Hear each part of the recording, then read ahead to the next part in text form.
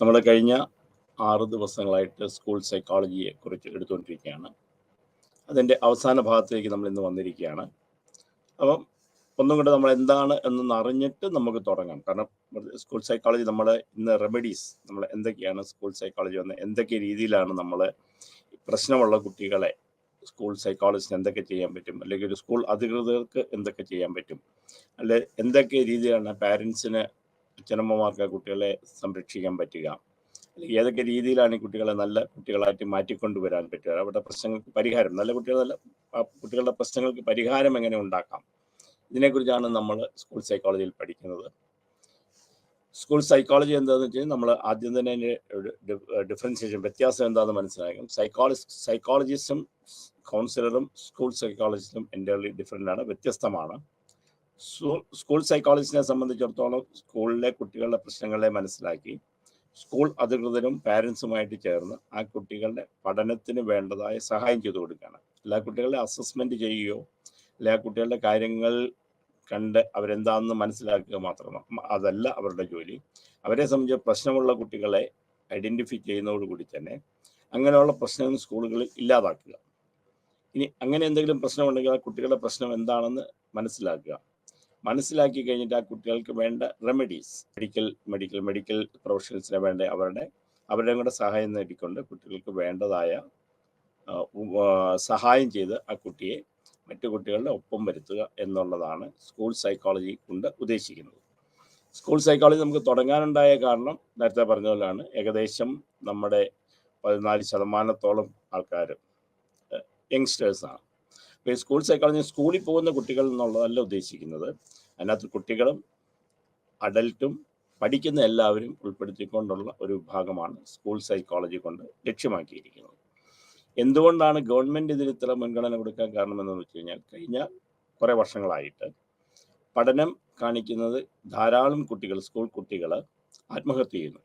അപ്പോൾ ആത്മഹത്യയുടെ കാരണങ്ങൾ അന്വേഷിച്ച് ചെന്നപ്പോഴാണ് അവർക്ക് മനസ്സിലാകുന്നത് സ്കൂളിലുണ്ടാകുന്ന സ്ട്രെസ്സ്, അല്ലെങ്കിൽ പഠനത്തിലുണ്ടാകുന്ന സ്ട്രെസ്സ്, അല്ലെങ്കിൽ കുടുംബത്തിലുണ്ടാകുന്ന പ്രശ്നങ്ങൾ ഇതാണ്. അല്ലെങ്കിൽ അവർക്ക് അവരുടേതായ ജന്മനാ ഉള്ളതോ അല്ലെങ്കിൽ അവരുടെ മാനസികമായുള്ള പ്രശ്നങ്ങളോ കൊണ്ട് അവർക്ക് പഠിക്കാൻ സാധിക്കുന്നില്ല. പക്ഷേ ഒരു കുട്ടിക്ക് ഒരു പ്രത്യേക ഉദാഹരണത്തിന് കണക്ക് പഠിക്കാൻ സാധിക്കുന്നില്ല എന്നുണ്ടെങ്കിൽ ആ കുട്ടിയെ നിർബന്ധിച്ച് കണക്ക് പഠിപ്പിക്കുകയാണ്. അപ്പോൾ ആ കുട്ടിക്ക് സ്ട്രെസ്സാകും.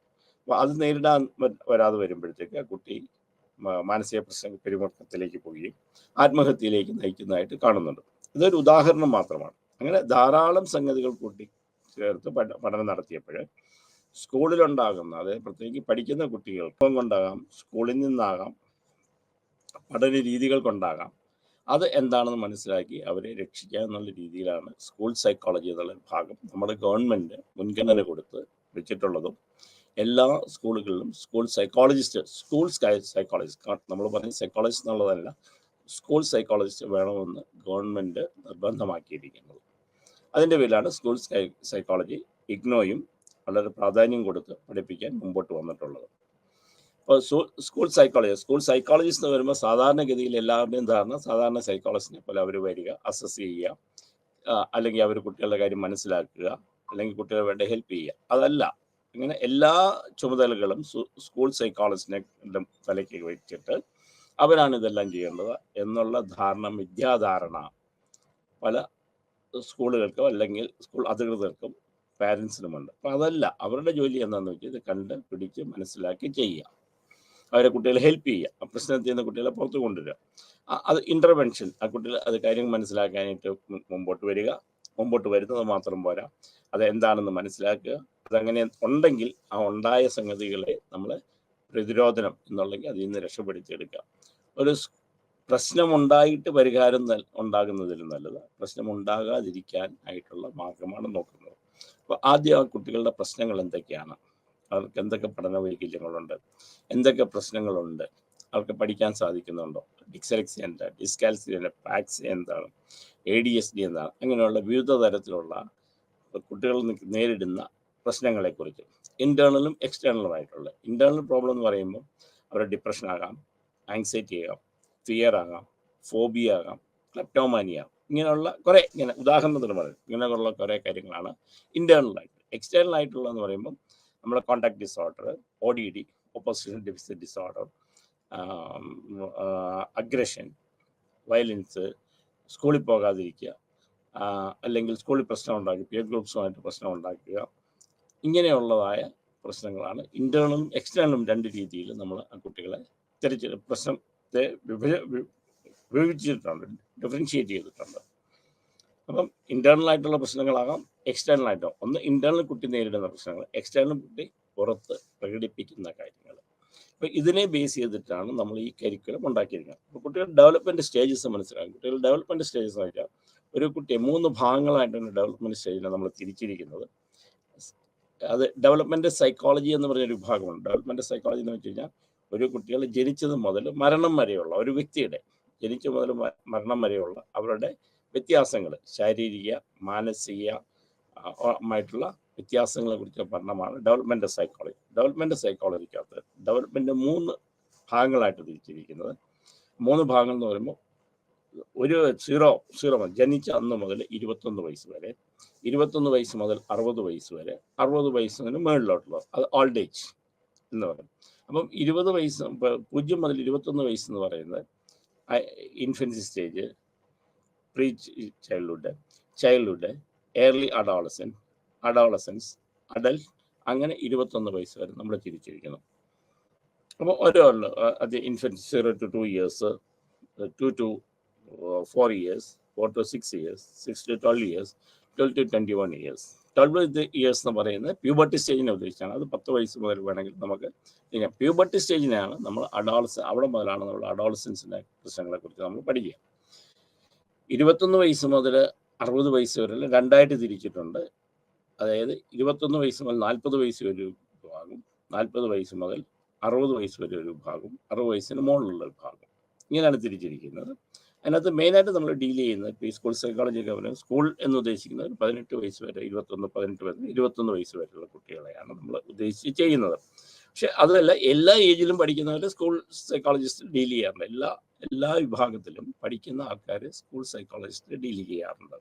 പക്ഷെ മെയിനായിട്ട് നമ്മൾ ഉദ്ദേശിക്കുന്നത് ഈ ഡെവലപ്മെൻറ്റ് സ്റ്റേജ്. അപ്പം ഡെവലപ്മെൻറ്റ് സ്റ്റേജിൽ അറിയേണ്ട കുട്ടികളുടെ വളർച്ച എങ്ങനെയാണ്, അത് നോർമലായിട്ടുള്ളതാണ്. ഒരു ഏജിൽ എന്താക്കിയാലും വളർച്ച. കുട്ടി വളരുന്ന സ്റ്റേജുകൾ നമ്മൾ ഒരു മൈൽ സ്റ്റോൺസ് എന്ന് പറയും. കുട്ടി കമന്ന് വീഴുക, നീന്തുക, ഇരിക്കുക, നടക്കുക, ലാംഗ്വേജ് പഠിക്കുന്നത് എങ്ങനെ ലാംഗ്വേജ് ഡെവലപ്പ് ചെയ്യുന്നത് അത് നമ്മൾ പറഞ്ഞു. ലാംഗ്വേജ് ഡെവലപ്പ് ആദ്യം ശബ്ദങ്ങളിലൂടെയാണ്, അമ്മ ഉണ്ടാക്കുന്ന ശബ്ദങ്ങളിലൂടെയാണ്. ആ ശബ്ദങ്ങളിലൂടെ അതൊരു വാക്കുകളായിട്ട് മാറും. ആ വാക്കുകളിനെ അത് സെൻറ്റൻസ് ആയിട്ട് മാറും. സെൻറ്റൻസിനെ കുറച്ചുകൂടി ഡെവലപ്പ് ചെയ്ത് അർത്ഥം മനസ്സിലാക്കത്തക്കൊണ്ടുള്ള സെൻസ്, പിന്നെ അതിനെ ഗ്രാമാറ്റിക്കൽ രീതിയിലാക്കുക, അത് ഗ്രാമറൊക്കെ വെച്ചിട്ടുള്ളതാണ്. അപ്പം ഇങ്ങനെയാണ് ലാംഗ്വേജ് ഡെവലപ്പ് ചെയ്യുന്നത്. അപ്പോൾ ലാംഗ്വേജ് ഡെവലപ്പ് ചെയ്യാനായിട്ട് കുട്ടി എങ്ങനെ ചെയ്യുന്നത് വെച്ചാൽ ഒന്ന് കേട്ട് പഠിക്കാം, ഒന്ന് കണ്ടുപഠിക്കാം, ആദ്യം സെൻസർ ചെയ്ത് പഠിക്കാം, കണ്ടുപഠിക്കാം, കേട്ട് പഠിക്കാം, റിപ്പീറ്റ് ചെയ്ത് പഠിക്കാം. അങ്ങനെയാണ് പല സമയത്തും കുട്ടികൾ ലാംഗ്വേജ് ഡെവലപ്പ് ചെയ്തത്. എന്നിട്ട് ലാസ്റ്റായിട്ട് വന്നിട്ട് ഫുള്ളായിട്ട് നമുക്ക് ഓരോ കാര്യം സാഹചര്യങ്ങൾ അനുസരിച്ച് നമ്മൾ പഠിക്കുക, ലാംഗ്വേജ് ഡെവലപ്പ് ചെയ്യണം. അതൊരു കുട്ടികളുടെ ഡെവലപ്മെൻറ്റ് എന്ന് പറയുന്നത് കുട്ടികൾ ഒരാളെ കണ്ടുപഠിക്കുക, സെൻസർ ചെയ്ത് പഠിക്കുക, നമ്മൾ അമ്മയും അച്ഛനൊക്കെ ചെയ്യുന്നത് എന്താണെന്ന് കണ്ടുപഠിക്കുക. അത് കഴിഞ്ഞാൽ അവരുമായിട്ട് അടുത്ത് നമ്മുടെ കോഗ്നിറ്റീവ് അതിൻ്റെ വരുംവരായികളെ കുറിച്ച് നമ്മൾ പഠിക്കുക. അത് കഴിഞ്ഞ് അതിൻ്റെ പോസിറ്റീവ് റീഇൻഫോഴ്സ്മെൻറ്റ്, അതിന് നല്ലതായിട്ടുള്ള കാര്യങ്ങൾ നമ്മൾ പകർത്തും, നമ്മുടെ ജീവിതത്തിലേക്ക് പകർത്ത് അത് ജീവിതത്തിൻ്റെ ഭാഗമാക്കി മാറ്റുക. അങ്ങനെയാണ് ഒരു ഡെവലപ്മെൻറ്റ് ചെയ്യുന്നത്. ആ ഡെവലപ്മെൻറ്റ് തന്നെ പല സ്റ്റേജസ്, പിയുടെ ഡെവലപ്മെൻറ്റ് തിയറി നമ്മൾ പഠിക്കും.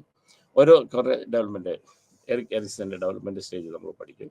അങ്ങനെ കുറേ തിയറീസ് ഡെവലപ്മെൻറ്റ് സ്റ്റേജ് പഠിക്കും. അപ്പം ഇത് പഠിക്കുമ്പോൾ നമ്മൾ എന്താണ് സ്കൂൾ സ്കൂൾ സൈക്കോളജിസ്റ്റിൻ്റെ ജോലി എന്താണ്, ആ കുട്ടികളുടെ പ്രശ്നമെന്ന്. അതിനകത്ത് പിന്നെ നമ്മൾ പഠിച്ചത് ഇൻ്റലിജൻസിനെ കുറിച്ചാണ്. ഇൻ്റലിജൻസ് കുട്ടിയുടെ ബുദ്ധി, ആ ബുദ്ധിയെ സംബന്ധിച്ചിടത്തോളം ഇത് വളരെ ഇമ്പോർട്ടൻ്റ് ആയിട്ട് നമ്മൾ മനസ്സിലാക്കേണ്ടതാണ്. പഠന വൈകല്യം എന്ന് പറയുന്നത് ബുദ്ധിയുമായിട്ട് ബന്ധമുള്ള ഒരു സംഗതി ആയതുകൊണ്ട് IQ എന്ന ഇൻ്റലിജൻസ് എന്ന് പറയുന്നത് ability of A person think rationally, act purposefully and deal effectively ആണ്. ഒരു കാര്യങ്ങൾ നമ്മളെ റാഷണലായിട്ട് കാര്യകാരണ സംഘം നമ്മൾ അതിനെക്കുറിച്ച് മനസ്സിലാകും. അതുപോലെ തന്നെ അതിനൊരു പർപ്പസ്, ചെയ്യുന്ന കാര്യത്തിന് എന്തെങ്കിലും ഒരു ലക്ഷ്യമുണ്ടാകുക, അതിനെ വൈകാരികമായിട്ടല്ലാതെ എന്തെങ്കിലും ഒരു ഉത്തരം വരത്തക്ക വേണം ഒരർത്ഥവത്തായ രീതിയിലേക്ക് മാറ്റിയെടുക്കുക. ഇതുണ്ടെങ്കിലാണ് ഇൻ്റലിജൻസ് പറയുന്നത്. പിന്നെ IQ നമ്മൾ പറഞ്ഞത് ഇൻ്റലിജൻസ് കോഷ്യൻ. IQ എന്ന് പറയുന്നത് mental age divide by chronological age ആണ്. ഈ മെൻ്റൽ ഏജ് കണ്ടുപിടിക്കാൻ ധാരാളം സൈക്കോളജിക്കൽ ടെസ്റ്റ്, ഇൻ്റലിജൻസ് ടെസ്റ്റ് നമ്മൾ ഉപയോഗിക്കുന്നുണ്ട്. അതിനകത്ത് വെർഷ്ലെസ് ടെസ്റ്റ് ഉണ്ട്, വിനയ് കാമ്പേ ടെസ്റ്റ് ഉണ്ട്, സീഗോം ഫോംബോർഡ് ടെസ്റ്റ് ഉണ്ട്, ഇൻ്റലിജൻസിൻ്റെ കുറേ ടെസ്റ്റുകളുണ്ട്. അപ്പം ഇൻ്റലിജൻസ് എന്ന് പറഞ്ഞാൽ മെൻ്റൽ ഏജിനെ കാൽക്കുലേറ്റ് ചെയ്യാനായിട്ടാണ്. മെൻ്റൽ ഏജിനെ കാൽക്കുലേറ്റ് ചെയ്ത് കഴിഞ്ഞ് കഴിഞ്ഞാൽ ക്രോണോളജിക്കൽ ഏജ് ഒരു വ്യക്തിയുടെ യഥാർത്ഥത്തിലുള്ള ഏജാണ്, പ്രായമാണ്. അപ്പോൾ mental age divide by chronological age into 100, അതായത് IQ എന്ന് പറയുന്നത് ഒരു ഡിജിറ്റൽ ഒരു നമ്പറാണ്. ആ നമ്പറിനെ യഥാർത്ഥ വയസ്സുമായിട്ട് കൊണ്ട് ഹരിച്ചിട്ട് അതിനെ 100 കൊണ്ട് ഗുണിച്ചാൽ അതിൻ്റെ റേഷ്യോ ആണ് ഇൻ്റലിജൻസ് കോഷ്യൻ എന്ന് പറയുന്നത്. ഇൻ്റലിജൻസ് കോഷ്യൻ്റെ ബിലോ 70 ആണെങ്കിൽ mentally challenged, mentally retarded or gifted or specially abled ചൈൽഡായിട്ട് മാറ്റും. മെൻ്റലി റിട്ടാർഡിനെ നമ്മൾ 4 ഭാഗങ്ങളായിട്ട് ചെയ്യും: മൈൽഡ്, മോഡറേറ്റ്, സിവിയർ, പ്രൊഫോണ്ട്. അതിനൊരു റേഞ്ച് പറയുന്നുണ്ട് ബുക്കിൽ, നമ്മൾ റേഞ്ച് കൊടുത്തിട്ടുണ്ട്. എന്നാലും ഒന്നുകൂടെ നിങ്ങളുടെ അറിവിലേക്ക് വേണ്ടി പറയാം. 55 വയസ്സ് മുതൽ 60 വയസ്സ് വരെ, 60 IQ വരെ, 55 IQ ലെവല് 55 മുതൽ 70 വരെയുള്ളത് മൈൽഡും, അതുപോലെ തന്നെ 54 വരെ, 35 മുതൽ 54 വരെ എന്ന് പറയുന്നത് മോഡറേറ്റും, 25 മുതൽ 25 താഴെ നമ്മൾ ഇതാണ് 34 വരെ പറയുന്നത് സിവിയറും, 25 താഴെ പ്രൊഫോണ്ടും എന്നാണ് പറയുന്നത്. അപ്പോൾ പ്രൊഫോണ്ട് വെച്ചാൽ അവർക്കൊന്നും ചെയ്യാൻ പറ്റില്ല. അപ്പോൾ അതും ഏതൊക്കെയാണ് മെൻ്റൽ IQ ലെവൽ, ഏതൊക്കെ മെൻ്റൽ ചലഞ്ചിൽ ഏത് കാറ്റഗറിയൊക്കെയാണുള്ളത്, അത് ഏതൊക്കെയാണ് അവർ ചെയ്യുന്നത്, അവരുടെ ക്യാരക്ടറിസ്റ്റിക്സ് നമ്മൾ പഠിക്കണം. സാധാരണഗതിയിൽ പരീക്ഷയ്ക്ക് മെൻ്റലി ചലഞ്ച്, മെൻ്റൽ റിട്ടാർഡേഷനെ കുറിച്ച് ചോദിക്കും. അസൈൻമെൻറ്റിനകത്ത് പലപ്പോഴും മെൻ്റലി ചലഞ്ചിനെ കുറിച്ച് ചോദിക്കാറുണ്ട്, അല്ലെങ്കിൽ മെൻ്റൽ റിട്ടാർഡേഷനെ കുറിച്ച്, IQയെ കുറിച്ച് ചോദിക്കുന്നത്. അപ്പോൾ IQ ചോദിച്ചു കഴിഞ്ഞാൽ വെറുതെ IQ മാത്രം നമ്മൾ പരീക്ഷയ്ക്ക് എഴുതിയിട്ട് കാര്യമില്ല, ഇൻ്റലിജൻസ് എഴുതണം. IQ എന്താണ്, IQൻ്റെ ഏത് ലെവലിലാണ്, IQ എന്തിനാണ് കണ്ടുപിടിക്കുന്നതെന്ന് മാത്രം കൂടി, IQ ഏത് രീതിയിലാണ് നമ്മൾ അളക്കുന്നത് എന്നുള്ളതും കൂടി നമ്മൾ എഴുതേണ്ടി വരും. അങ്ങനെ IQ ബിലോ 70 ആണെങ്കിൽ മെൻ്റൽ റിട്ടാർഡ്, 70 to 90 ആണെങ്കിൽ അത് ബോർഡർ ലൈൻ, 90 to 110 ആണെങ്കിൽ ആവറേജ്, 120 എബോവ് എന്ന് പറഞ്ഞു കഴിഞ്ഞാൽ ജീനിയസ്, 120 എബോവ് 140 എബോവ് എന്ന് ഗിഫ്റ്റഡ് ചൈൽഡ്. അപ്പോൾ ഇത് നമ്മൾ വ്യക്തമായിട്ട് നമ്മൾ എഴുതണം. അസൈൻമെൻറ്റ് എഴുതുമ്പോൾ IQ ചോദിക്കുക, ഇൻ്റലിജൻസ് ചോദിക്കാൽ ഇത് വ്യക്തമായിട്ട് എഴുതണം. ഇനി പ്രത്യേകിച്ച് മെൻ്റൽ റിട്ടാർഡ് മാത്രമാണ് ചോദിക്കുന്നത്. റിട്ടാർഡേഷൻ്റെ 4 category: mild, moderate, severe and profound, ഇത്ര എഴുതണം.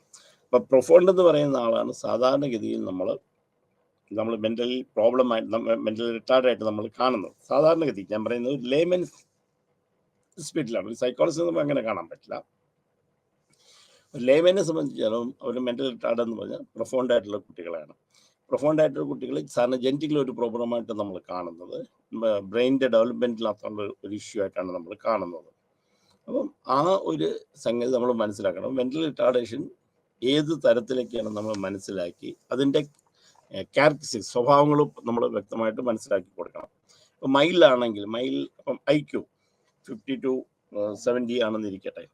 50 to 70 ആണെങ്കിൽ ആ കുട്ടികളുടെ കഴിവെന്തൊക്കെയാണ്, ആ വ്യക്തിയുടെ കഴിവെന്തൊക്കെയാണ്, അതിനെ സംബന്ധിച്ച് സ്കിൽഡ് വർക്കുകളൊക്കെ ചെയ്യാം. പക്ഷേ സൂപ്പർവിഷൻ പലപ്പോഴും ആവശ്യം വേണ്ടി വരും. Socialisation good. അപ്പം അവിടെയാണ് നമ്മൾ മനസ്സിലാക്കാൻ കുറച്ച് ബുദ്ധിമുട്ട് വരുന്നത്. കാരണം എല്ലാ ആൾക്കാരുമായിട്ട് ചേരുന്നുണ്ട്, അവൻ്റെ കാര്യങ്ങൾ ചെയ്യുന്നുണ്ട്, മറ്റ് പ്രശ്നങ്ങളൊന്നുമുണ്ട്, പിന്നെ എങ്ങനെയാണ് മെൻ്റൽ റിട്ടാർഡേഷനാണ് ചോദിക്കുന്നത്. അപ്പം നമ്മൾ സ്പെസിഫിക് ലേണിംഗ് ഡിസബിലിറ്റി ഉള്ളത് ആ സമയത്താണ് നമ്മൾ നോക്കുന്നത്. ഇനി is in mental retardation or specific learning disability. അവിടെയാണ് ഡിസ്കാൽക്കുലിയ ഉണ്ടോ, ഡിക്സലൈസിയ ഉണ്ടോ, ഡിസ്ഗ്രാഫിയ ഉണ്ടോ, ഓർ നോൺ വെർബൽ പ്രോബ്ലം ഇതുണ്ടോ, ഓർ ഏതെങ്കിലും ഗ്രാമാറ്റിക്കൽ നോൺ ഗ്രാമാറ്റിക്കൽ അങ്ങനെയുള്ളതിനകത്ത് പ്രശ്നങ്ങളുണ്ടോ, വരയ്ക്കുന്നതിൻ്റെ അകത്ത് പ്രശ്നമുണ്ടോ, അങ്ങനെയൊക്കെ നമ്മൾ നോക്കുന്നത് അവിടെയാണ്. എന്നിട്ട് നമ്മൾ IQ ടെസ്റ്റ് ചെയ്ത് നോക്കുക, IQ ലെവൽ എവിടെ വരെ നിൽക്കുന്നു എന്ന് നോക്കിയിട്ടാണ് കുട്ടികളുടെ റെമഡീസ് നമ്മൾ സാധാരണ പതി എന്താണ് നമ്മൾ ചെയ്യേണ്ടതെന്ന് നമ്മൾ പറയുക. അപ്പം പലപ്പോഴും നമ്മൾ ഈ IQ ടെസ്റ്റ് ചെയ്ത് കറക്റ്റായിട്ട് മെൻ്റൽ റിട്ടാർഡേഷൻ നമ്മൾ സ്പെസിഫൈ ചെയ്യണം, ക്ലിയർ ആയിട്ട് കാണിക്കുക, ഏത് ലെവലാണ് IQ നിൽക്കുന്നതെന്ന് കാണിക്കണം. അല്ലെങ്കിൽ നമുക്ക് പലപ്പോഴും ലേണിംഗ് ഡിസബിലിറ്റി ബാക്കിയുള്ളതിലേക്ക് തെറ്റിദ്ധരിക്കപ്പെടും. ഇത് കണ്ടുപിടിച്ച് കഴിഞ്ഞിട്ട് എന്താണ് ഇയാളുടെ ആക്ച്വൽ പ്രോബ്ലം എന്ന് അറിഞ്ഞിട്ട് അതിനെ നമ്മൾ ഓവർകം ചെയ്യാൻ ശ്രമിക്കുകയാണ് ചെയ്യേണ്ടത്. അപ്പം മൈൽഡാണ്. അതിന് കുറച്ചുകൂടെ കഴിയുമ്പോൾ മോഡറേറ്റ് നമുക്ക് അതിക്ക് സ്കിൽഡ് വർക്കൊന്നും ചെയ്യാൻ പറ്റില്ല. സോഷ്യലൈസേഷനൊക്കെ നന്നായിരിക്കും, ആൾക്കാരുമൊക്കെ ചെയ്യാൻ പഠിക്കാനായിട്ട് പല സബ്ജക്റ്റിനും പുറകിലായിരിക്കും. കൂടാതെ കണക്കിന് അക്കൗണ്ടിങ് ഭയങ്കര ഇതായിരിക്കും. എന്തെങ്കിലും സ്കിൽഡ് വർക്ക് ചെയ്യണമെന്നുണ്ടെങ്കിൽ അയാൾക്ക് തന്നെത്താൻ ചെയ്യാൻ പറ്റുകയില്ല, ഒരു ഹെൽപ്പ് വേണ്ടി വരും. അപ്പോൾ സ്കിൽ വർക്കിന് ഹെൽപ്പ് വേണ്ടി വരും. അപ്പോൾ ഇത് നമ്മൾ മനസ്സിലാക്കുക. അടുത്ത് വരുമ്പോൾ സിവിയറായി കഴിയുമ്പോഴത്തേക്ക് സ്കിൽഡ് വർക്ക് ഇപ്പം ചെയ്യാനേ പറ്റില്ല. കാരണം എന്താണെന്ന് വെച്ച് കഴിഞ്ഞാൽ ഈവൻ നമ്മൾ സൂപ്പർവിഷൻ കൊടുത്താൽ പോലും അവർക്ക് പല സ്കിൽഡ് വർക്കും ചെയ്യാൻ പറ്റില്ല. സോഷ്യലൈസേഷൻ അത്ര നന്നെന്ന് പറയാൻ പറ്റില്ല, പക്ഷെ കുഴപ്പമില്ലാതെ സോഷ്യലൈസേഷൻ. പക്ഷെ കണക്ക് ഭയങ്കര പ്രശ്നമായിരിക്കും. അപ്പോൾ എപ്പോഴും ആലോചിക്കണം, നമ്മൾ ഈ കണക്ക് മാത്തമാറ്റിക്സ് എന്ന് പറയുന്നത് മാത്തമാറ്റിക്സിന് ബ്രെയിനിൻ്റെ ലെഫ്റ്റ് സൈഡിൽ നടക്കുന്ന ഒരു സംഗതിയാണ്. അത് കൂടുതൽ എഫേർട്ട് ആവശ്യമുള്ളൊരു സംഗതിയാണ്. അത് വെച്ചിട്ട് വേണം നമ്മൾ ഇത് പറയേണ്ടത്. അതുകൊണ്ടാണ് ഈ എപ്പോഴും പറയുന്നത് മാത്തമാറ്റിക്സിൻ്റെ പ്രശ്നം. അപ്പോൾ മാത്തമാറ്റിക്സിൻ്റെ പ്രശ്നമാണെങ്കിൽ ഡിസ്കാൽക്കുലി ആണോ നമ്മൾ ആദ്യം നോക്കണം. ഇത് ഡിസ്കാൽക്കുലി ആണോ? ഡിസ്കാൽക്കുലി ആണെങ്കിൽ പിന്നെ ഐക്യൂയും കൂടെ നമ്മൾ ടെസ്റ്റ് ചെയ്യണം. ഐക്യു ടെസ്റ്റ് ചെയ്യാൻ ധാരാളം ടെസ്റ്റുകളുണ്ട്, ഐക്യൂൻ്റെ ടെസ്റ്റുകളുണ്ട്. അത് വെച്ചിട്ട് നമ്മൾ അനലൈസ് ചെയ്തിട്ട് ഐക്യു ലെവൽ കണ്ടുപിടിച്ചിട്ട് വേണം നമുക്ക് പല റെമഡിയൽ പ്രശ്നങ്ങളിലേക്കും പോകാനായിട്ട്. അപ്പോൾ IQ is very important. IQ ഏതൊക്കെ ടെസ്റ്റുകൾ, പല ടെസ്റ്റുകളും ടൂൾസുകളും ഐക്യു ടെസ്റ്റ് ചെയ്യാനായിട്ടുണ്ട്. എന്നുള്ളത് നമ്മളത് കണ്ടുപിടിക്കണം. അപ്പം ഇത്ര നേരം എന്താണ് സ്കൂൾ സൈക്കോളജിസ്റ്റ്, എന്താണ് സ്കൂൾ സൈക്കോളജി, എന്താണ് സ്കൂൾ സൈക്കോളജിസ്റ്റിൻ്റെ ജോലി, എന്താണ് ഒരു കുട്ടിയുടെ ഡെവലപ്മെൻറ്റ്, എന്താണ് ഏതൊക്കെയാണ് ഡെവലപ്മെൻറ്റ് സ്റ്റേജസ്. നിങ്ങൾ പഠിക്കുമ്പോഴും ഇങ്ങനെ ഓരോ യൂണിറ്റും എടുത്ത് വെച്ചിട്ട് അതിൻ്റെ ക്രമത്തിന് പഠിക്കണം. അപ്പം വളരെ എളുപ്പമായിട്ട് നമുക്കത് ചെയ്യാൻ പറ്റും. ഇല്ലെങ്കിൽ നമ്മളിത് കൺഫ്യൂഷനാകും. കാരണം ഇത് വായിക്കുമ്പോൾ അതെന്താണ് പറഞ്ഞിരിക്കുന്നത്, ഇതെന്താ ഐക്യു പറഞ്ഞിരിക്കുന്നത്, ഡെവലപ്മെൻറ്റ് എന്താണ്, ലേണിംഗ് പ്രോബ്ലം എന്താണ്, അല്ലെങ്കിൽ നമുക്ക് ലാംഗ്വേജ് ഡെവലപ്പ് ചെയ്യുന്നത് എങ്ങനെയാണ്, ഇതിനൊക്കെ ആവശ്യമുണ്ട്. അതുകൊണ്ടാണ് നമ്മളൊരു കുട്ടിയുടെ പഠനത്തിലേക്ക് വരുമ്പോൾ ഈ പ്രശ്നങ്ങളെക്കുറിച്ചൊക്കെ നമ്മൾ നോക്കണം. അതിനു വേണ്ടിയിട്ടാണ് ഇത് ഡീറ്റെയിൽ ആയിട്ട് പിന്നെയും പറയുന്ന സംഗതി. അപ്പോൾ ഇനി അസസ്മെൻറ്റ് ഓഫ് റെഫറൽ എങ്ങനെയാണ് കുട്ടികളെ നമ്മൾ ചെയ്യുന്നത്. Referral and pre referral. ഇത് റെഫറൽ എന്ന് പറയുമ്പോൾ നമ്മളൊരു കുട്ടിയെ റെഫർ ചെയ്യാൻ നമ്മൾ തീരുമാനിച്ചു കഴിഞ്ഞാൽ ഒരു കുട്ടിക്ക് പ്രോബ്ലം ഉണ്ടെന്ന് മനസ്സിലാക്കി. കാരണം ടീച്ചേഴ്സിൻ്റെ ഇടയ്ക്ക് നമുക്ക് കിട്ടി, പിയർ ഗ്രൂപ്പ്സിൻ്റെ ഇടയ്ക്ക് നമുക്ക് പ്രശ്നം കിട്ടി, അവൻ്റെ പഠിക്കുന്ന റിസൾട്ടിൽ നിന്ന് നമുക്ക് പ്രശ്നം കിട്ടി, ദർ ഇസ് എ പ്രോബ്ലം. അപ്പോൾ ഇത് എന്താണ്, ഉടനെ തന്നെ നമ്മൾ പ്രശ്നമാണെന്ന് വെച്ചാൽ റെമഡിക്ക് വിടുകയല്ല. ഇതിനു മുമ്പ് നമ്മൾ സ്കൂളിൽ നിന്ന് അസസ് ചെയ്ത് നോക്കും, എന്താണ് ഈ കുട്ടിയുടെ പ്രശ്നം, റെമഡി ആവശ്യമുള്ളതാണ്, അല്ലെങ്കിൽ എന്തെങ്കിലും സിറ്റുവേഷൻ പ്രശ്നങ്ങളാണ്, ഇതിനെ നമുക്ക് എങ്ങനെ ശരിയാക്കാൻ പറ്റും. ഒരു റീ റെഫറൽ നമ്മൾ കണ്ടുപിടിച്ച് കഴിഞ്ഞാൽ റെഫറൽ ഒന്ന് കണ്ടുപിടിച്ച കാര്യങ്ങൾ ശരിയാണെന്ന് നോക്കും. അത് കഴിഞ്ഞ് റെഫർ ചെയ്യുന്നതിന് മുമ്പ് അത് ഈ കുട്ടിയെ റെഫർ ചെയ്യണമെന്നുള്ളത് നമ്മൾ തീരുമാനിക്കും. ഒരു പ്രശ്നമുണ്ട്, ഒരു ടീച്ചർ പറഞ്ഞ് കുട്ടി ക്ലാസ്സിൽ ബഹളം ഉണ്ടാക്കുന്നുണ്ട്, അല്ലെങ്കിൽ അടങ്ങി ഒതുങ്ങി ഇരിക്കുന്നില്ല, അല്ലെങ്കിൽ കണക്കിന് അത് ചെയ്യാൻ പറ്റില്ല, അല്ലെങ്കിൽ മാർക്ക് നമുക്ക് പ്രശ്നം ഉണ്ടാക്കുന്നു, അല്ലെങ്കിൽ മാത്തമാറ്റിക്സ് ചെയ്യാൻ പറ്റില്ല, ക്ലാസ്സിൽ പ്രശ്നം ഉണ്ടാക്കുന്നു, അവൻ്റെ പിയർ ഗ്രൂപ്പ്സുമായിട്ട് പ്രശ്നം ഉണ്ടാക്കുന്നു, ക്ലാസ് റെഗുലറായിട്ട് വരുന്നില്ല. ഇതൊക്കെ നമുക്ക് പ്രശ്നങ്ങൾ നമ്മൾ കണ്ടുപിടിച്ചു. അപ്പം നമ്മൾ അതിനെക്കുറിച്ച് ബേസിക് ആയിട്ടുള്ള ഒരു ഐഡിയ, ഒരു തീരുമാനം കൊണ്ടാണ്. എന്നിട്ട് ഇയാളെ നമ്മൾ കൊടുക്കുന്നത് റെഫർ ചെയ്യുന്നതിന് മുമ്പ്. റെഫർ ചെയ്തെങ്കിൽ എന്തെങ്കിലും പ്രശ്നം കണ്ടുപിടിച്ചിട്ട് ഈ കുട്ടിയെ അതിനെ ഓവർകം ചെയ്യാൻ വേണ്ടി നമ്മൾ വിടുന്നതിനാണ് റെഫറൽ എന്ന് പറയുന്നത്. പ്രശ്നത്തിന് ആ വൈകാരികത അനുസരിച്ച്, പ്രശ്നത്തിൻ്റെ സിവിയറിറ്റി അനുസരിച്ച് അതിന് ട്രീറ്റ്മെൻറ്റ് വേണോ വേണ്ടതെന്ന് വയ്ക്കും. ആദ്യം അതിന് അസസ്മെൻറ്റ് ചെയ്യണം. അസസ്മെൻറ്റ് ചെയ്യാൻ എന്താ പ്രോബ്ലം എന്ന് അറിയണം. അതിനൊക്കെ ആയിട്ടാണ് നമ്മൾ പ്രീ റെഫറൽ ചെയ്യുന്നത്. റെഫർ ചെയ്യുന്നതിന് മുമ്പ് നമ്മൾ കുറേ കാര്യങ്ങൾ തീരുമാനമെടുക്കും. ദെൻ ഫോർമൽ റെഫറൽ നമ്മൾ കണ്ടുപിടിച്ചു, പ്രശ്നമുണ്ടെന്ന് കണ്ടു. Then formally you refer to a psychologist or psychiatrist or special educators, എങ്ങനെ വേണമല്ലോ. നമ്മൾ പ്രോബ്ലം അനലൈസ് ചെയ്ത് കഴിഞ്ഞാൽ പിന്നെ ബാക്കി അതിനനുസരിച്ചാണ് ഫോർമൽ റെഫറൽ. നമ്മളൊരാളെ നമ്മൾ റെഫർ ചെയ്ത് വിടുകയാണ്. Is having A problem. അപ്പോൾ ഫാമിലി എല്ലാം കൂടെ വിളിച്ച് വരുത്തി അതിനെന്താ ചെയ്യുന്നത്, ആദ്യം നമ്മളൊരു പ്രോബ്ലം ഉണ്ടെന്ന് കുട്ടി അറിഞ്ഞു, ടീച്ചേഴ്സിൻ്റെ നമ്മൾ ഡേറ്റാസൊക്കെ കളക്ട് ചെയ്തു. ടീച്ചേഴ്സ് പറഞ്ഞു ഇനി ഒരു കുട്ടി ക്ലാസ്സിൽ അടങ്ങി ഒതുങ്ങിയിരിക്കുന്നില്ല, അല്ലെങ്കിൽ എനിക്ക് ബുദ്ധിമുട്ട്. ഉടനെ ഡീറ്റെയിൽ ആയിട്ട് എല്ലാ ടീച്ചേഴ്സും നമ്മൾ എടുത്തു. ആ കുട്ടിയെ പഠിപ്പിക്കുന്ന എല്ലാ ടീച്ചേഴ്സിനെയും അതിന് എടുത്തു. പിന്നെ പാരൻസിനെ വിളിച്ചു, പാരൻസുമായിട്ട് നമ്മൾ ചോദിച്ചു, കുട്ടിയായിട്ട് ഇൻ്റർവെൻഷൻ ചെയ്തു. എന്നിട്ട് നമ്മൾ തീരുമാനിച്ചു ദർ ഇസ് എ പ്രോബ്ലം. അത് നമ്മൾ സ്കൂൾ സൈക്കോളജിയെ സംബന്ധിച്ച് ഇത് ചെയ്യുന്ന കൂട്ടത്തിൽ ഇവരെ കൺവിൻസോടെ ചെയ്തു കൊടുക്കണം. എന്തിനാണ് നമ്മളിത് ചെയ്യുന്നത്, എന്താണ് ഇതിൻ്റെ ആവശ്യകത, എങ്ങനെയാണ് പോകുന്നത് എന്നുള്ളതിനെക്കുറിച്ച് നമ്മൾ ചെയ്യണം. ഇതൊക്കെയാണ് റെഫറലും പ്രീ റെഫറലും നമ്മൾ ചെയ്യുന്നത്. വേണോ വേണ്ടയോ നമ്മൾ ആലോചിച്ച് തീരുമാനമെടുത്ത് യെസ് പോകണം. അത് കഴിഞ്ഞ് പ്രീ റെഫറൽ, അതിന് മുമ്പായിട്ട് നമ്മൾ കുട്ടിയെ പറഞ്ഞ് മനസ്സിലാക്കണം, വീട്ടുകാരെ പറഞ്ഞ് മനസ്സിലാക്കണം, ബാക്കിയുള്ളവർക്ക് മനസ്സിലാക്കണം, ഇന്നതാണ് കുട്ടി, ഇന്ന കാര്യത്തിൽ ഇന്നതാണ് പ്രശ്നമുള്ളത്. അത് നമ്മൾ അതിന് റെമഡിയായിട്ട് വിടുക. പ്രത്യേകിച്ച് പാരൻസിന് ഈ കാര്യം ഇൻഫോം ചെയ്യേണ്ട വളരെ നിർബന്ധമായിട്ടുള്ളൊരു കാര്യമാണ്. പലപ്പോഴും ഒരു കുട്ടിയെ ഒരു സൈക്കോളജിസ്റ്റിൻ്റെയോ സൈക്കാട്രിസ്റ്റിൻ്റെയോ അടുക്ക റെഫർ ചെയ്യാം എന്ന് പറഞ്ഞു കഴിഞ്ഞാൽ തീർച്ചയായിട്ടും പല പാരൻസും അക്സെപ്റ്റ് ചെയ്തെന്നിരിക്കുകയാണ്. അതിനൊക്കെ വേണ്ടിയിട്ട് റീ റെഫറൽ വെക്കുക, അവരെ മേക്ക് ദം അണ്ടർസ്റ്റാൻഡ്.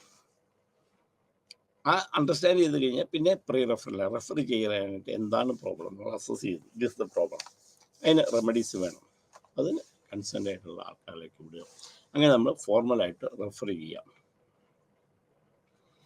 അപ്പം ആദ്യത്തെ സ്കൂൾ ബേസ്ഡ് റെമഡീസ്. ഇപ്പം നമ്മൾ വിടുന്നതിന് മുമ്പ് ഒരു കുട്ടിയെ ഐഡൻറ്റിഫൈ ചെയ്ത് കഴിഞ്ഞാൽ നമ്മൾ സ്കൂൾ ബേസ്ഡ് ആയിട്ട് റെമഡിയൽ പ്രോഗ്രാംസ് സാധാരണ നമ്മൾ ചെയ്യണം. അല്ലാതെ ഒരു കുട്ടിയെ കണ്ടു കഴിഞ്ഞാൽ ഉടനെ തന്നെ പ്രോബ്ലം ഉണ്ട് എന്ന് പറഞ്ഞ് റെഫർ ചെയ്യൽ. സ്കൂളിൽ എന്തൊക്കെ കാര്യങ്ങൾ സഹായിക്കാം.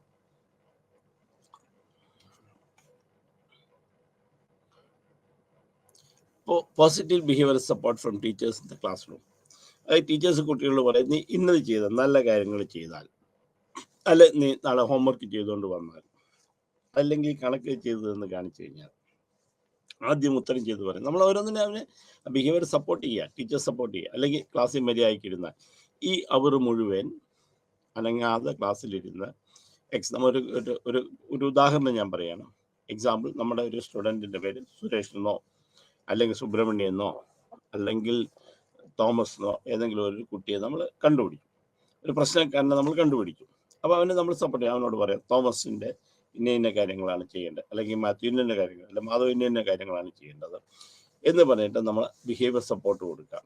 അപ്പോൾ ക്ലാസ്സിൽ ഇന്ന രീതിയിൽ പെരുമാറണം, ഇന്ന രീതിയിൽ ചെയ്യണം.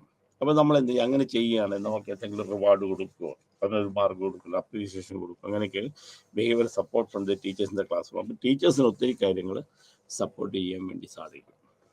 ടീച്ചേഴ്സ് അവർക്ക് വിളിച്ചിരുത്താം, അവരുടെ കാര്യങ്ങൾ പറയാം, അവരെ പോസിറ്റീവായിട്ട് ബിഹേവിയർ എൻഫോഴ്സ്മെൻറ്റ് നടത്താം. Second, help the maintaining a positive physical environment. ചുറ്റുപാടുകളുമായിട്ട് അവൻ ചേരാനായിട്ടുള്ള കഴിവ്. ഏതെങ്കിലും ഒരു ക്ലാസ്സിൽ ഒരു കുട്ടിയായിട്ട് പ്രശ്നമുണ്ട്, അല്ലെങ്കിൽ 2-3 പേരുമായിട്ട് പ്രശ്നമുണ്ട്, അല്ലെങ്കിൽ അഡ്ജസ്റ്റ്മെൻറ്റിൽ എന്തെങ്കിലും പ്രോബ്ലം ഉണ്ട്. അപ്പോൾ ഒരു പോസിറ്റീവ് ഫിസിക്കൽ എൻവയോൺമെൻറ്റ്, ചുറ്റുപാടുകൾ നമ്മൾ നന്നാക്കി കൊടുക്കുക. അവരിരിക്കാണ്ട് ചിലപ്പോൾ ചില കുട്ടികളെ ഫ്രണ്ടിൽ പിടിച്ചിരുത്തേണ്ടി വരും. ചില കുട്ടിക്ക് എന്തെങ്കിലും പ്രശ്നമുണ്ട്, അവർക്ക് ചിലപ്പോൾ കേൾവിക്ക് ചിലപ്പോൾ കുറവുണ്ട്, ചിലപ്പോൾ ഐസൈറ്റിന് ചിലപ്പോൾ പ്രശ്നം ഉണ്ടാകും. അപ്പം ഒരു അതൊക്കെ മനസ്സിലാക്കാൻ വേണ്ടിയിട്ടുള്ള ഒരു ഫിസിക്കൽ എൻവയോൺമെൻറ്റ് നമ്മൾ ഉണ്ടാക്കി കൊടുക്കണം. A positive physical environment. ചില സർട്ടൻ റൂൾസ് നമ്മൾ ഉണ്ടാക്കുക. ഈ പയ്യനോട് പറയും, ഇന്നാണ് ഇവിടുത്തെ സ്കൂളിലെ റൂൾ, ഇന്നൊക്കെയാണ് സ്കൂളിലെ നിയമങ്ങൾ, ഇതാണ്, ഇന്ന രീതി പെരുമാറണം.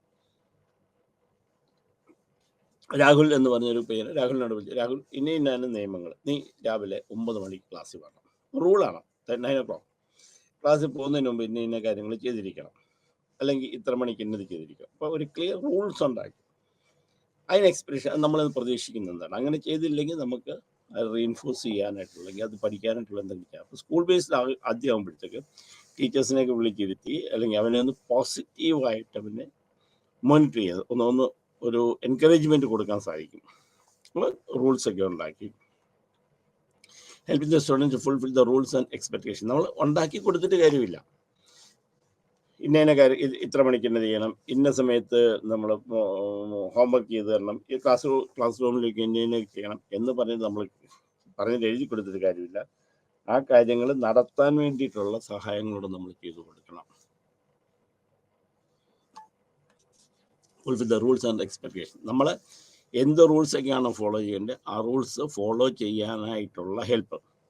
പിന്നെ നമ്മൾ പ്രതീക്ഷിക്കുന്ന രീതിയിൽ, ഇപ്പോൾ ഒരു കുട്ടിയോട് ഇന്ന രീതിയിലാണ് പെരുമാറുന്നത്, അത് ചെയ്തില്ലെങ്കിൽ നമ്മളത് പറഞ്ഞു കൊടുക്കണം.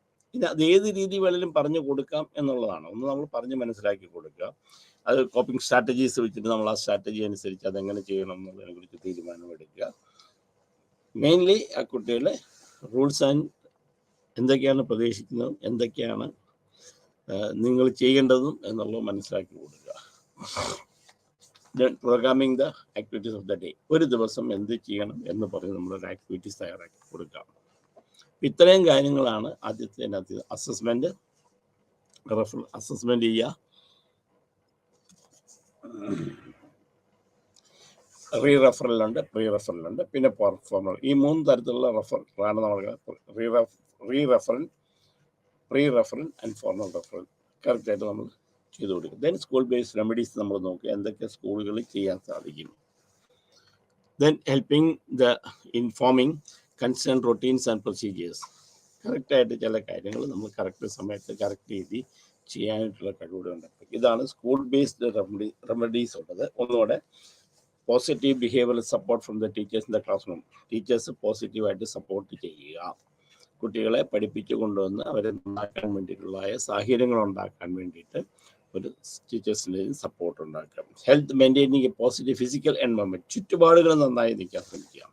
ചുറ്റുപാടിൽ നിന്ന് ആ വ്യക്തിയും അവരുടെ പിയർ ഗ്രൂപ്പ് ഏതൊക്കെയാണ്, അവരുടെ കൂട്ടുകാർ ഏതൊക്കെയാണ്, അത് എങ്ങനെയൊക്കെ കാര്യങ്ങൾ നടക്കുന്നു, എന്തൊക്കെയാണ് ആവശ്യമുള്ളത് എന്ന് വെച്ചാൽ വലിയ പോസിറ്റീവ് ഫിസിക്കൽ എൻവയോൺമെൻറ്റ് ഉണ്ടാക്കാനായിട്ടുള്ള സഹായം നമ്മൾ ചെയ്യാം. ഒരു റൂള്, ഇത് വളരെ ഇമ്പോർട്ടൻ്റ് ആണ്. Make A clear rules and expectation. ഒരു പഠനച്ചട്ടം അല്ലെ പെരുമാറ്റച്ചട്ടം നമ്മൾ ഉണ്ടാക്കണം. പെരുമാറ്റച്ചട്ടം റീഇൻഫോഴ്സ് ചെയ്യാം. എങ്ങനെ റീഇൻഫോഴ്സ് ചെയ്യുന്നതെന്ന് വെച്ചാൽ പോസിറ്റീവായിട്ട് നെഗറ്റീവായിട്ട് ചെയ്യാം.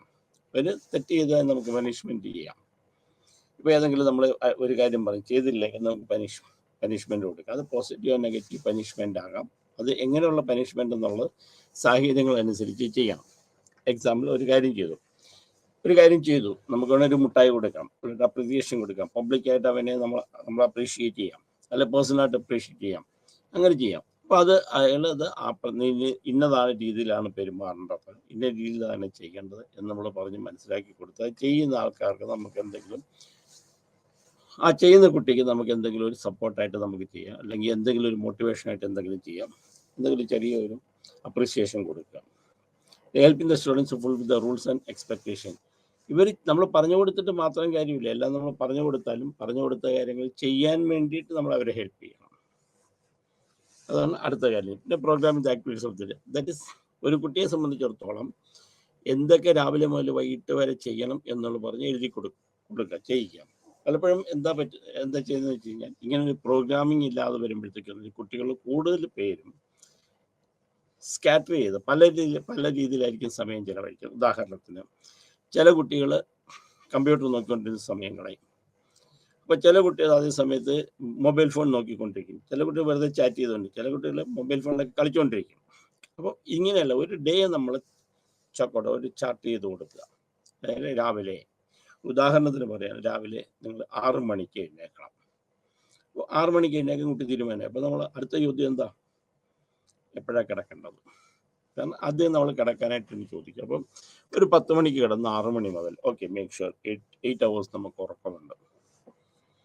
അപ്പോൾ ആവശ്യമുള്ളവർക്ക് പിന്നെ ബാക്കിയുള്ള സമയം കിട്ടും. 8 മണിക്കൂർ കഴിഞ്ഞിട്ട് 16 മണിക്കൂർ, ഈ 16 മണിക്കൂർ 8 മണിക്കൂർ സ്കൂളിന് വേണ്ടി ചിലവാക്കണം. രാവിലെ എഴുന്നേക്കണം, പല്ല് തേക്കണം, ബസ്സിൽ പോകണം, അങ്ങനെ നമ്മൾ സമയം പോയി. പിന്നെ 8 മണിക്കൂറാണ് നമ്മുടെ കയ്യിലുള്ളത്. ഈ 8 മണിക്കൂറിനെ നമ്മൾ എങ്ങനെ ചെയ്യുന്നു? അതിനകത്ത് പഠിക്കാനുള്ള സാഹചര്യങ്ങൾ ചെയ്യണം, എക്സ്ട്രാ റീഡിങ് ആവശ്യമുണ്ടാകണം, ഫിസിക്കൽ എക്സസൈസുകൾ ആവശ്യമുണ്ടാകണം, യോഗ, മെഡിറ്റേഷൻ പോലുള്ള സംഗതികൾ എന്തെങ്കിലും ചെയ്യണം. അങ്ങനെ ഒരു program of the activities of the day, അതിന് വളരെ കൃത്യമായിട്ട് നമ്മളൊരു റൂട്ട് മാപ്പ് ഉണ്ടാക്കി കൊടുക്കണം. എന്നാൽ മാത്രമേ കുട്ടികൾ ആ programming activities day of the ചെയ്യുകയുള്ളൂ.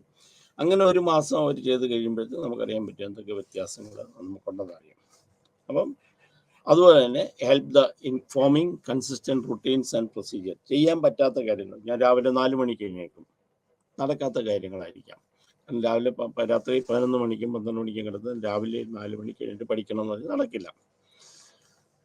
അതേസമയം നമ്മളൊരു 8 മണിക്കൂർ ഉറക്കം നമ്മളത് വെച്ചു, ഓരോന്ന് കൺസിസ്റ്റൻ്റ് ആയിട്ട് ഇന്നത് ചെയ്യണം, ഇത് ചെയ്യുന്നത് നമ്മൾ ഫോളോ ചെയ്യുന്നുണ്ടോ നമ്മൾ നോക്കുക. പാരൻസിനെ നമ്മൾ ട്രസ്റ്റ് ഏൽപ്പിക്കുക, പാരൻസ് അത് നോക്കുക. നമുക്ക് ഡെയിലി റിപ്പോർട്ടിങ്, ആഴ്ചയിൽ ഒരിക്കൽ നമുക്ക് റിപ്പോർട്ടിങ് ആകാം, അല്ലെങ്കിൽ ഡെയിലി റിപ്പോർട്ടിങ് ആകാം, അല്ലെങ്കിൽ എല്ലാ ദിവസവും ഒരു ഡയറി കൊടുത്തു വെച്ച് ഡയറിയിൽ എഴുതിക്കൊണ്ട് വരുന്നതാകാം. എങ്ങനെ വേണമല്ലോ അത് ചെന്നിട്ട് നമ്മളത് ചെയ്യുന്നുണ്ടോ ഇല്ലയോ എന്ന് കറക്റ്റായിട്ട് നമ്മൾ നോക്കിക്കൊണ്ടിരിക്കുക. നോക്കിയിട്ട് നമ്മൾ കറക്റ്റായിട്ട് പറയും ഇത് ചെയ്യുന്നുണ്ട്, അത് ചെയ്യുന്നില്ല. അപ്പം ഇതാണ് ചെയ്യേണ്ടത്. ഒന്നുകൊണ്ട് നോക്കിയോ, അസസ്മെൻറ്റ് കഴിഞ്ഞ് കഴിഞ്ഞാൽ ചിലരുടെ റെഫർ ചെയ്യാൻ പോവാണ്. അതിന് formal, rereferral, pre referral and formal. പിന്നെ സ്കൂൾ ബേസ് റെമഡീസ്, എന്തൊക്കെ ഒരു സ്കൂളുകാർക്ക് ചെയ്യാൻ പറ്റും. ഒരു കുട്ടിയെ, ഒരു പ്രശ്നമുള്ള കുട്ടികളെ അവിടെ നിന്ന് പുറത്തു കൊണ്ടുവരാൻ വേണ്ടി അവർക്ക് എങ്ങനെയൊക്കെ നമ്മൾ, അതാണ് school based remedial programmes. Then referral remedies എങ്ങനെ റെഫർ ചെയ്യുന്നത് നമ്മൾ ആലോചിക്കും. ചുമ്മാ ഒരു കുട്ടിയെ വിളിച്ചിട്ട് നമ്മൾ അങ്ങോട്ട് ഒരു അസുഖം ഉണ്ട് നോക്കി, അല്ലെങ്കിൽ ഒരു പ്രശ്നം ഉണ്ടോ നോക്കാൻ പറ്റും. Identify the problem. എന്താണ് ഇതിൻ്റെ പ്രശ്നം, ഈ കുട്ടിക്ക് എന്താണ് പ്രശ്നമുള്ളത്. ഇപ്പോൾ ടീച്ചേഴ്സ് ചോദിച്ചു, ടീച്ചേഴ്സ് പറഞ്ഞു കുട്ടി പഠിക്കുന്നില്ല, അല്ലെ ക്ലാസ്സിൽ അറ്റൻഡ് ചെയ്യുന്നില്ല, അല്ലെ ക്ലാസ്സിൽ വെറുതെ അടങ്ങി ഒതുങ്ങിയിരിക്കുന്നില്ല. കേട്ടു, പ്രോബ്ലം കേട്ടു. ദെൻ നമ്മൾ അതിന് എന്താണെന്നുള്ള കണ്ടുപിടിക്കാൻ വേണ്ടി നമ്മൾ ചെയ്യുന്നത് എന്താണ്, അതിന് കൺസേൺഡ് ആയിട്ടുള്ള ആൾക്കാർ, ആദ്യം നമ്മൾ പാരൻസുമായിട്ട് നമ്മൾ കാര്യങ്ങൾ ഡിസ്കസ് ചെയ്യുന്നു. പാരൻസ് പറയുന്നത് ഇന്ന ഇന്നാണ് കാര്യങ്ങൾ, ഇന്ന പ്രോബ്ലംസ് ഉണ്ട്, അല്ലെങ്കിൽ ജന്മ ഇന്ന പ്രശ്നങ്ങളുണ്ട്, അത് നമ്മൾ നേരത്തെ ട്രീറ്റ്മെൻറ്റ് എടുത്തിട്ട് എന്തെങ്കിലും ആയിക്കോട്ടെ. കാരണം എന്താണെന്നുള്ളത് നമ്മൾ ആദ്യം പ്രോബ്ലം ഐഡൻറ്റിഫൈ ചെയ്യാം. എന്തൊക്കെ കാരണങ്ങളാണ്, എന്തൊക്കെ ഇത് വീട്ടിലെ സാഹചര്യങ്ങളാണോ, വേറെ എവിടത്തെങ്കിലും സാഹചര്യങ്ങളാണ്, വേറെ എന്തെങ്കിലും പ്രശ്നമാണോ, ഇവന് പഠിക്കാൻ പറ്റാത്തത്, അല്ലെങ്കിൽ എന്തെങ്കിലും പ്രശ്നം ഉണ്ടാക്കുന്നത്, പിയർ ഗ്രൂപ്പ്സ് ആണോ, നമുക്ക് factors contributing to the problem നമ്മൾ ചെയ്യണം. Next one, comparison with the same age group children. ഇത് പ്രത്യേകം ശ്രദ്ധിക്കണം. കമ്പാരിസൺ എന്ന് പറഞ്ഞാൽ പഠിച്ച മാർക്കിനെ കുറിച്ചുള്ള കമ്പാരിസൺ അല്ല നമ്മൾ പറയുന്നത്. കുട്ടികളുടെ പെരുമാറ്റം, ആ പ്രായത്തിലുള്ള പെരുമാറ്റം എങ്ങനെയാണ് എന്നുള്ളതിനെ കുറിച്ചാണ്. That is comparison with the same age group. അതായത് ഈ നവീൻ എന്ന് പറഞ്ഞാൽ, പ്രവീൺ എന്ന് പറഞ്ഞൊരു പയ്യന് 8 വയസ്സായി.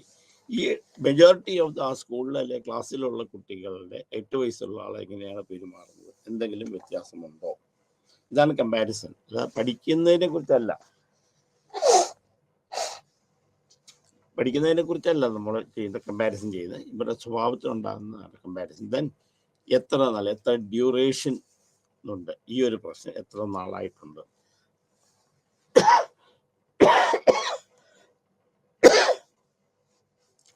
സോറി, കമ്പാരിസൺ ഇത് കഴിഞ്ഞ് കഴിഞ്ഞാൽ ഡ്യൂറേഷൻ, എത്ര നാളായിട്ട് ഈ പ്രോബ്ലം നിൽക്കുന്നുണ്ട്. 1 മാസമായിട്ട് തുടങ്ങിയിട്ട്, 2 മാസമായിട്ട് തുടങ്ങിയിട്ട്, 3 മാസമായിട്ട്, അല്ലെങ്കിൽ ഒരാഴ്ചയായിട്ട്, അല്ലെങ്കിൽ 1 വർഷമായിട്ട്, കഴിഞ്ഞ വർഷം മുതലേ ഉണ്ടായിരുന്നു നമ്മൾ duration of the problem. Then pervasiveness, കാരണം എന്തുമാത്രം ഇത് പകർന്നിട്ട് സ്പ്രെഡ് ആയിട്ടുണ്ട്. ഈ സ്പ്രെഡ് എന്ന് പറയുന്നത് അയാളുടെ മാത്രം പ്രശ്നങ്ങളല്ല, ഇങ്ങനെയുള്ള പ്രശ്നങ്ങൾ സമാനമായിട്ട് വേറെ കുട്ടികൾക്കുണ്ട്, അല്ലെങ്കിൽ ഏത് ക്ലാസ്സിൽ പഠിക്കുന്ന കുട്ടികൾക്ക് അങ്ങനെയുള്ള പ്രശ്നങ്ങളുണ്ടാകും. പിന്നെ ഈ കുട്ടികൾക്ക് എത്ര ആളുണ്ട്, ഇത് പകരുന്ന പോലെ, പകർച്ചവ്യാധി പോലെ നമ്മൾ ഇതിനെക്കുറിച്ചൊന്ന് ടെസ്റ്റ് നടത്തുക. ദെൻ സിവിയറിറ്റി, എന്തുമാത്രം സിവിയറാണ്. ചിലപ്പോൾ നമ്മൾ കാണുമ്പോൾ ഭയങ്കര സിവിയറായിട്ട് തോന്നാം, ചിലപ്പോൾ നമ്മളൊന്ന് വെയിറ്റ് ചെയ്യുമ്പോൾ അത്ര ഉണ്ടാവില്ല. അപ്പം ഏതെങ്കിലും ഒരു പ്രശ്നം കണ്ടാൽ അതിൻ്റെ സിവിയറിറ്റി ഒന്ന് നോക്കുക. അപ്പം എത്ര നാളായി, എന്തുമാത്രം വ്യാപിച്ചിട്ടുണ്ട്, അതിൻ്റെ കാഠിന്യം എന്താണ്. ദെൻ റെഫറൽ റെമഡീസ്, എന്തൊക്കെയാണ് റെഫറൽ റെമഡീസ്, അവരുടെ അടുക്കിലേക്ക് നമ്മൾ വിടാൻ പോവുകയാണ്. ഇതൊന്നുകൂടെ നോക്കൂ. ആദ്യം first one identify the problem, എന്താ പ്രോബ്ലം എന്ന് മനസ്സിലാക്കുക. എന്തൊക്കെ കാരണങ്ങളാണ്, എന്തൊക്കെ കാര്യം കൊണ്ടാണ് ഇങ്ങനൊരു പ്രശ്നം ഉണ്ടായിട്ടുള്ളത് നോക്കുക. പിന്നെ കമ്പാരിസൺ വിത്ത് മറ്റുള്ള കുട്ടികളുമായിട്ടൊന്ന് കമ്പയർ ചെയ്യുക. പിന്നെ എത്ര നാളായിട്ട് അസുഖമുണ്ടെന്നുള്ളതിന് നോക്കുക. ഇതെന്തുമാത്രം വ്യാപിച്ചിട്ടുണ്ടെന്ന് നോക്കുക. എത്രമാത്രം കാഠിന്യമുണ്ട് എന്ന് നോക്കി. ഇത്രയും നോക്കിയിട്ട് then you refer to for the remedies. ഇനി എന്തൊക്കെ കാര്യങ്ങളാണ് നമ്മൾ ഇങ്ങനെ ഒരു ഇൻ്റർവെൻഷൻ, നമ്മളിത് കണ്ടുപിടിച്ചു, നമ്മളിതൊക്കെ ചെയ്തു, പക്ഷേ ഇതല്ലാതെ നമുക്ക് എന്തൊക്കെ ചെയ്യാൻ പറ്റും. എക്സ്ട്രീം പ്രോബ്ലമാറ്റിക് ചൈൽഡ്, ഒരു ആർട്ട് തെറാപ്പി എന്ന് പറഞ്ഞാൽ ഇതിനെ കൊണ്ട് നമ്മൾ വരയ്ക്കാനായിട്ട് നമ്മൾ ചെയ്യുക. ഒരു മനസ്സിലുള്ള എന്താണെന്ന് വരയ്ക്കാൻ പറയാം, മനസ്സിലുള്ള കാര്യങ്ങൾ എന്താണെന്ന് എഴുതാൻ പറയുക. അങ്ങനെ ചെയ്യുന്നതാണ് ആർട്ട് തെറാപ്പി. വളരെ ഇതായിട്ട് നിൽക്കും. ഒരു ആർട്ട് ചെയ്യുന്ന അയാൾ വെറുതെ നിൽക്കുക, എന്നിട്ട് ഒരാളെ കൊണ്ട് ചെയ്യിക്കുക. ദെൻ നമ്മൾ ബിഹേവിയർ ഒബ്സർവ് ചെയ്യുക. നമുക്ക് ആ ബുക്കിനകത്ത് ഇങ്ങനെ ട്രയാങ്കിളൊക്കെ എടുത്തിട്ട് കാണും. കാരണം പ്രോബ്ലം ഐഡൻറ്റിഫൈ ചെയ്തു, അത് നമ്മൾ ചെയ്യുക, അതിനെ ഓവർകം ചെയ്യാനായിട്ട് നിൽക്കുക. ഓരോ ആർട്ട് തെറാപ്പി, ഓരോ ആളുടെ കീഴിൽ നമ്മൾ ഇവനെ കൊണ്ട് ഓരോ കഥകൾ വേണം നടത്തിക്കാം, അല്ലെങ്കിൽ വരപ്പിക്കാം, അല്ലെങ്കിൽ എന്തെങ്കിലും ഉണ്ടാക്കിക്കാം. That is called art therapy. Then play therapy നമ്മളൊരു പ്രത്യേക എൻവയോൺമെൻറ്റിലൊക്കെ നിന്നിട്ട് എന്തെങ്കിലും ഒരു മനസ്സിലുള്ള കാര്യങ്ങൾ നമ്മൾ പ്ലേ ആയിട്ട് നമ്മൾ അതിരിക്കും. ഇത് വളരെ ഗുണകരമായിട്ട് നമുക്ക് പോകുന്നതാണ്, പ്രത്യേകിച്ച് പ്രശ്നങ്ങളുള്ളിടത്ത്.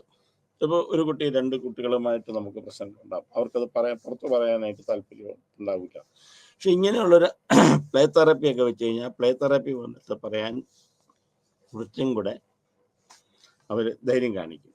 പിന്നെ ഇങ്ങനെ എല്ലാവരോടും ഇരിക്കുകയാണ് നമ്മൾ പറയുക. അതുപോലെ തന്നെ ആർട്ട് തെറാപ്പി എന്തെങ്കിലും വരച്ച് കാണിക്കുക. എന്തെങ്കിലും പ്രശ്നമുണ്ടെങ്കിലൊക്കെ നമ്മൾ ഈ പ്ലേ തെറാപ്പി വളരെ നന്നായിട്ട് മാറ്റ് തെറാപ്പി വളരെ നന്നായിട്ട് ഉപയോഗിക്കാവുന്ന സംഗതികളാണ്.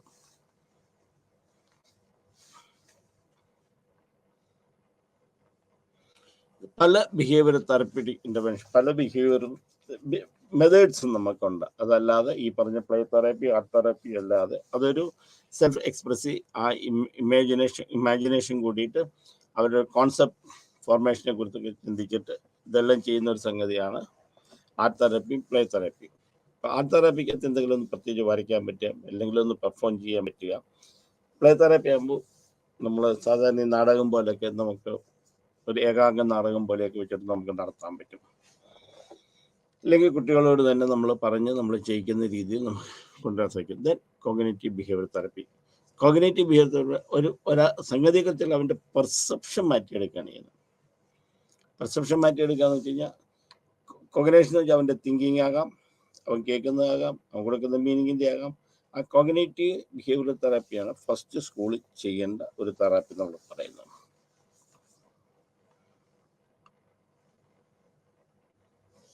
Rational emotive behaviour therapy. ചെയ്യുന്ന കാര്യങ്ങൾ ഒരു റാഷണലായിട്ട് തിങ്ക് ചെയ്യാനായിട്ടൊരു കഴിവുണ്ടാക്കാം.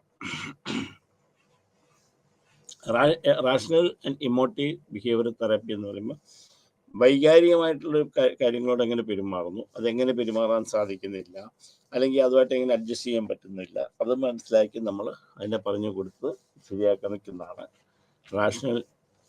Rational emotive behaviour therapy. Rational എന്ന് പറയുമ്പോൾ കാര്യകാരണ സഹിതം മനസ്സിലാക്കി നമ്മുടെ എമോഷൻസിനെ നമ്മൾ കൺട്രോൾ ചെയ്ത് പഠിക്കുന്നതാണ് റാഷണൽ ഇമോട്ടീവ് ബിഹേവിയർ തെറാപ്പി എന്ന് പറയുന്നത്. കോഗ്നിറ്റീവ് തെറാപ്പി നമ്മൾ കുറച്ചുകൂടെ നമ്മുടെ അവയവങ്ങളൊക്കെ നമ്മൾ അതിനകത്ത് പങ്കുവെക്കുന്നതായിരിക്കും. കോഗ്നേഷൻ, നമ്മൾ കാണുന്ന കേൾക്കുന്ന സംഗതികൾ എങ്ങനെയാണത് മനസ്സിലാക്കുന്നത്, എങ്ങനെയാണ് എടുക്കുന്നത്, കോഗ്നേഷൻ. അങ്ങനെ കോഗ്നിറ്റീവ് തെറാപ്പി എടുക്കുക. Then self instructional training. നമുക്ക് തന്നെത്താൻ നമ്മുടെ കാര്യങ്ങൾ തീരുമാനിച്ചുകൊണ്ട് ചെയ്ത് നമ്മൾ ചെയ്യും. ഇന്ന കാര്യങ്ങൾ ചെയ്യും, ഇന്ന രീതിയിൽ നടക്കണം, ഇന്നതാണ് ചെയ്യേണ്ടത്. Self instructional training. Stress inculcation training. Stress ഉണ്ടാകാനുള്ള സാധ്യത ഇങ്ങനെയുള്ള കുട്ടികൾക്ക് ഭയങ്കര കൂടുതലാണ്. അപ്പം സ്ട്രെസ് റെഡ്യൂസ് ചെയ്യാനായിട്ട് നമ്മൾ എന്ത് ചെയ്യും? അപ്പം ആദ്യം നമ്മൾ കുട്ടികളുടെ പ്രോബ്ലം കണ്ടുപിടിച്ചു നമ്മൾ അനലൈസ് ചെയ്ത് എത്ര നാളായിട്ട് നിൽക്കുന്നു നോക്കി, എത്ര നാളായിട്ട് നിൽക്കുന്നതാണ്, എന്തെങ്കിലും എത്ര സിവിയറിറ്റി ഉണ്ടെന്ന് നോക്കി, then we R sending four treatment.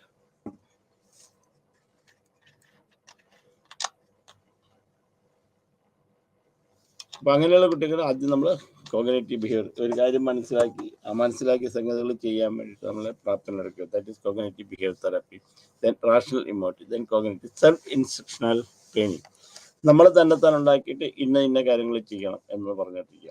Then stress inoculation training. അങ്ങനെ ഇതിനെ ആ സ്ട്രെസ് വരുന്ന സിറ്റുവേഷനൊക്കെ നമ്മൾ അവരെ കൊണ്ട് ചിന്തിപ്പിക്കുക, അവരെങ്ങനെയൊക്കെ ബിഹേവിയർ വരുന്നു അറിയാം, അതിനെ നമ്മൾ എങ്ങനെയൊക്കെ ഓവർകം ചെയ്യാനായിട്ട് പറ്റും എന്നുള്ളത് നോക്കുക. That is called stress inculcation training. Then problem solving therapy. ഇത് പ്രോബ്ലം സോൾവിങ് തെറാപ്പി എപ്പോഴും നമ്മൾ അയക്കുന്നത് problem, that is very very important ആയിട്ടുള്ളതാണ് പ്രോബ്ലം സോൾവിങ് തെറാപ്പി. ഒരു പ്രശ്നത്തെ കണ്ട് മനസ്സിലാക്കി അതിനെ ഓവർകം ചെയ്യാനായിട്ടുള്ള കഴിവാണ് പ്രോബ്ലം സോൾവിങ് തെറാപ്പി. പ്രോബ്ലം സോൾവിങ്ങിന് പല സ്റ്റെപ്പുകളുണ്ട്. First one identify the problem. എന്താണ് ഈ പ്രോബ്ലം എന്നുള്ളത് നമ്മൾ മനസ്സിലാക്കുക. ഒരു ജനറൽ ഐഡിയ കിട്ടിക്കഴിഞ്ഞ് കഴിഞ്ഞാൽ നമ്മൾ ഇൻഡെപ്തിലേക്ക് പോവുക. ആ ഇൻഡെപ്തിലേക്ക് പോയിട്ട് കാര്യം എന്താണെന്ന് നമ്മൾ മനസ്സിലാക്കുക. ദെൻ കളക്ട് ദ ഡേറ്റാസ് എല്ലാം കളക്ട് ചെയ്യുക. എല്ലാവരുടെയും നമ്മൾ ഡേറ്റാസൊക്കെ കളക്ട് ചെയ്ത് വെച്ചിട്ട് നമ്മൾ കാര്യങ്ങൾ പ്രശ്നം എന്താണെന്ന് നമ്മൾ മനസ്സിലാക്കി. Then find a solution. കുറേ സൊല്യൂഷൻസ് വരും. Implement one solution. If it is success that is over. അതാണ് problem solving therapy. Problem solving first one ആ പ്രോബ്ലം എന്താണെന്നുള്ള കറക്റ്റായിട്ടുള്ള സ്റ്റേറ്റ്മെൻറ്റ്.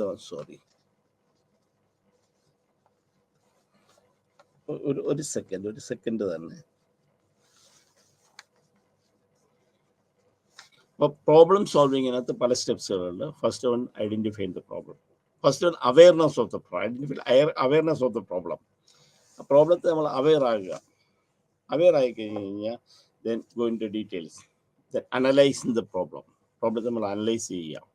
പ്രോബ്ലത്തെ അനലൈസ് ചെയ്ത് കഴിഞ്ഞാൽ ആ ഗ്യാദർ ചെയ്യുക. അനലൈസ് ചെയ്ത് കഴിഞ്ഞാൽ പിന്നെ എല്ലാ ഇൻഫർമേഷനും ഗ്യാദർ ചെയ്യുക. പറയാനുള്ള ആൾക്കാരുടെ നിന്ന് കാര്യങ്ങളൊക്കെ നമ്മൾ കേൾക്കുക.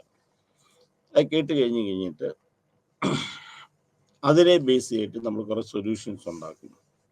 അപ്പം ഫസ്റ്റ് വൺ ഒരു പ്രോബ്ലം എന്താണെന്ന് സ്റ്റേറ്റ്മെൻറ്റ് നടത്തി. ആ പ്രോബ്ലത്തെ നമ്മൾ അനലൈസ് ചെയ്തു.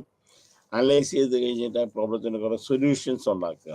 Problem solving therapy. നമുക്ക് എന്ത് പ്രോബ്ലം ഉണ്ടാകുന്നു ആ പ്രോബ്ലത്തെ നമ്മൾ സോൾവ് ചെയ്യാനായിട്ട് നമ്മൾ പഠിക്കുക.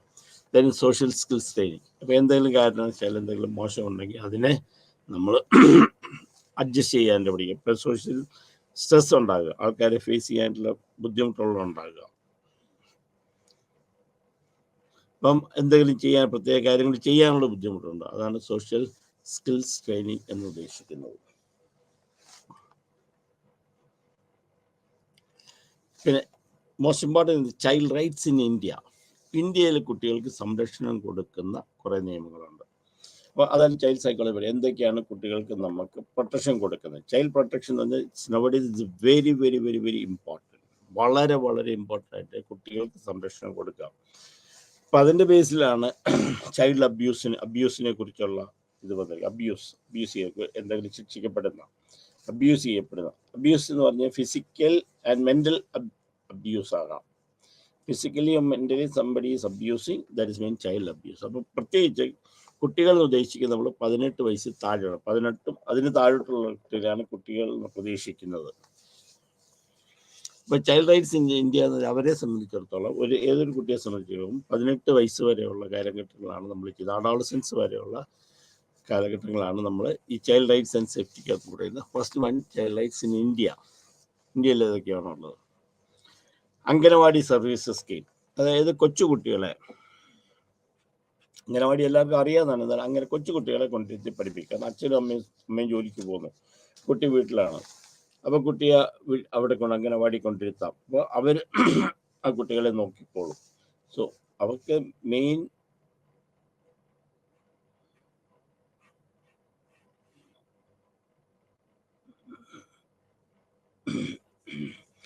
അംഗൻവാടി ഒരു ചെറിയ ഇത് വന്നു. അതുകൊണ്ടാണ് first one anganwadi service. Anganwadi service എന്ന് പറഞ്ഞു കഴിഞ്ഞാൽ കൊച്ചുകുട്ടികളെ നമ്മൾ അച്ഛനും അമ്മയ്ക്കും ജോലിക്ക് പോകുമ്പോൾ അവിടെ കൊണ്ടിരുത്തുക എടുക്കുക ചെയ്യുന്നതാണ് അംഗൻവാടി. എല്ലായിടത്തും ഉണ്ട്. ഓൾ ഇന്ത്യയിൽ നമ്മൾ അംഗൻവാടി നമ്മൾ ഡെവലപ്പ് ചെയ്തിട്ടുണ്ട്. കൊച്ചുകുട്ടികൾക്ക് വേണ്ടിയിട്ടുള്ളതാണ്. ദെൻ പോഷൻ അഭിയാൻ. കുട്ടികൾക്ക് പോഷകമായ പരമായ ന്യൂട്രീഷൻ വാല്യൂ ഉള്ള ഫുഡ് നമ്മൾ കൊടുക്കാനായിട്ട്. ഇത് നിങ്ങളുടെ റൈറ്റ്സ് ആണ്. ഇതൊക്കെ കുട്ടികളുടെ, അതായത് നമുക്ക് അംഗൻവാടി നമുക്ക് അവിടെ പോയിരിക്കും സൗകര്യമായിട്ടിരിക്കാനും എടുക്കാനും പറ്റും. പോഷൻ അഭിയാൻ എന്ന് വെച്ചാൽ പോഷക സംബന്ധമായ കുട്ടികൾക്കുണ്ടാകുന്ന ന്യൂട്രീഷൻ, അത് പോഷകമില്ലാത്തതുകൊണ്ട് പോഷകാംശം കുറഞ്ഞുള്ള കുട്ടികൾക്കുണ്ടാകുന്ന പ്രശ്നങ്ങൾ അതിനെ പരിഹരിക്കാൻ വേണ്ടി കുട്ടികൾക്ക് പോഷകാംശം നിർബന്ധമായിട്ട് കൊടുക്കുകയാണ് നിയമമാണ്. Scheme for adolescence care. ധാരാളം കാര്യങ്ങൾ പെൺകുട്ടികൾക്ക് വേണ്ടിയിട്ട് ചെയ്തിട്ടുണ്ട്. കാരണം അവർക്ക് ജോലി ചെയ്യാനുള്ള സ്വാതന്ത്ര്യം, അവർക്ക് പഠിക്കുന്ന കൂട്ടത്തിൽ ജോലി ചെയ്യാനായിട്ടുള്ള കാലം, അവർക്ക് പഠിക്കാനായിട്ടുള്ള നിർബന്ധമായിട്ടുള്ള, അവർക്ക് ഫീസ് വേവ് ചെയ്ത് തരിക, യാത്രക്കൂലി വേവ് ചെയ്ത് കൊടുക്കുക, പഠിക്കാനായിട്ട് യൂണിഫോം വില കുറച്ച് കൊടുക്കുക, അല്ലെങ്കിൽ യൂണിഫോം ഫ്രീ ആയിട്ട് കൊടുക്കുക. അങ്ങനെ പല സ്കീമുകളും ഫോർ അഡോളസൻസ് ഗേൾസിനുണ്ട്, ഇപ്പം ബോയ്സിനുമുണ്ട്. ഉജ്ജ്വല എന്ന് പറയുന്നത് ഏതെങ്കിലും രീതിയിൽ ഏതെങ്കിലും പെൺകുട്ടികൾ ഏതെങ്കിലും തെറ്റായ രീതിയിലേക്ക് പോയാൽ, അല്ലെങ്കിൽ ആ കുട്ടികളെ ട്രക്കിങ് ചെയ്യുക, എന്തെങ്കിലും ലൈംഗികപരമായി ചൂഷണം ചെയ്യപ്പെടുക, അല്ലെങ്കിൽ അങ്ങനെ ചെയ്യുന്ന കുട്ടികളെ, അവർക്കാണ് ഉജ്ജ്വല എന്ന് പറഞ്ഞിട്ടുള്ള അടുത്ത പദ്ധതി. ബേട്ടി ബച്ചാവോ ബേട്ടി പഠാവോ. അത് കൊച്ചു പെൺകുട്ടികൾക്ക് പഠിക്കാനുള്ള അവകാശം, അവരെ ഫ്രീ ആയിട്ട് പഠിപ്പിക്കാം. പെൺകുട്ടികൾ ഫ്രീ ആയിട്ട് പഠിക്കുമ്പോൾ അവർക്ക് വേണ്ട സൗകര്യം ചെയ്യുക, കുട്ടികൾക്ക് പഠിക്കാനുള്ള സൗകര്യങ്ങൾ ചെയ്തു കൊടുക്കുക. നിർബന്ധമായും പെൺകുട്ടികളെ പഠിപ്പിക്കുക എന്നുള്ളത്, കാരണം പലപ്പോഴും വിദ്യാഭ്യാസമില്ലാത്തതാണ് ഒരു പ്രശ്നം ഉണ്ടാകുന്നത്. കുട്ടികളെ പഠിപ്പിക്കുക എന്നുള്ളത് വളരെ ആവശ്യമാണ്. അപ്പോൾ അതിന് ഗവൺമെൻറ് ഉണ്ടാക്കിയ ഒരു പദ്ധതിയാണ് ബേട്ടി ബച്ചാവോ ബേട്ടി പഠാവോ. പിന്നല്ല ചൈൽഡ് പ്രൊട്ടക്ഷൻ സർവീസ്. ഇതിനകത്താണ് പോപ്സോ കേസൊക്കെ നമ്മൾ പെടുത്തിയത്. പോപ്സോ കുട്ടികൾ എന്ന് പറയുമ്പോൾ നമ്മൾ അറിയണം, പോപ്സോ 18 വയസ്സിൽ താഴെയുള്ള എല്ലാവരും കുട്ടികളാണ്. 18 വയസ്സിൽ താഴെയുള്ളവരെയൊക്കെ മെൻ്റലി ഹറാസ് ചെയ്യുന്നു, ഫിസിക്കലി ഹറാസ് ചെയ്യുന്നതൊക്കെ പ്രോബ്ലമാണ്. അവർക്ക് സംരക്ഷണം കൊടുത്തിട്ടുണ്ട്. അപ്പോൾ അതിനകത്ത് ചൈൽഡ് പ്രൊട്ടക്ഷനകത്ത് ഒന്നുള്ള പോപ്സോ കേസ്. ഈ കുട്ടികളുടെ ഏജ് മനസ്സിലാക്കണം. 10 വയസ്സ് മുതൽ 15 വയസ്സ് വരെ, 18 വയസ്സ് വരെ, 21 വയസ്സ് വരെ, ഇവരിങ്ങനെയാണ് പല കാറ്റഗറി തിരിക്കുക. അതിനകത്ത് 15 വയസ്സിൽ താഴെയുള്ള കുട്ടികളെ എല്ലാം വരുമ്പോഴത്തേക്ക് പോപ്സോ കേസായി. അപ്പം ചൈൽഡ് പ്രൊട്ടക്ഷൻ ഇവിടെ ഉണ്ട്. Right to survival and development. നമുക്ക് എവിടെയെങ്കിലും എവിടെയാണോ നമ്മൾ നിൽക്കുന്നത് അവിടെ നമുക്ക് സർവൈവ് ചെയ്യാനോ ഡെവലപ്പ് ചെയ്യാനോ ആയിട്ടുള്ള റൈറ്റ്സ് ഉണ്ട്. പ്രത്യേകിച്ച് പെൺകുട്ടികളെ സംബന്ധിച്ചിടത്തോളം ഉണ്ട്. ഇൻ്റഗ്രേറ്റഡ് ചൈൽഡ് ഡെവലപ്മെന്റ് സർവീസ്, അതിനകത്താണ് ഇതെല്ലാം നമുക്ക് എടുത്തുവന്നത്. പലതും മറ്റ് ആഹാരം കൊടുക്കുന്നത്, തുണി കൊടുക്കുന്നത്, അവരുടെ അവകാശങ്ങൾ, അവർക്ക് സംരക്ഷണം, അവരെന്തെങ്കിലും ഉപദ്രവിച്ചു കഴിഞ്ഞാൽ അതൊക്കെ ഇതൊക്കെ നോക്കിയിട്ടാണ് ഇൻ്റഗ്രേറ്റഡ് ചൈൽഡ് ഡെവലപ്മെന്റ് സർവീസ് എന്ന് പറഞ്ഞ് ഗവൺമെൻറ് തുടങ്ങിയിരിക്കുന്നത്. Then Rajiv Gandhi creche scheme. ഇപ്പം ക്രഷ് സ്കീം എന്ന് പറഞ്ഞു കഴിഞ്ഞാൽ നമ്മൾ നേരത്തെ കുട്ടികളെയൊക്കെ വളർത്താൻ വേണ്ടി ഒരു വളർത്ത് സ്ഥലം രാവിലെ കൊടുത്താൽ വൈകുന്നേരം എടുത്താൽ മതി.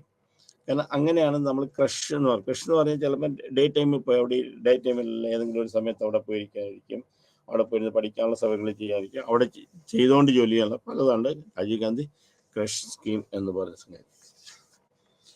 Mother and child health programme, കുട്ടികളെയും അമ്മമാരെയും സംരക്ഷിക്കുക, അവരുടെ ആരോഗ്യത്തിന് വേണ്ടതായ കാര്യങ്ങൾ ചെയ്യുക. അതാണ് mother and child health programme എന്ന് പറഞ്ഞത് ഗവൺമെൻറ്.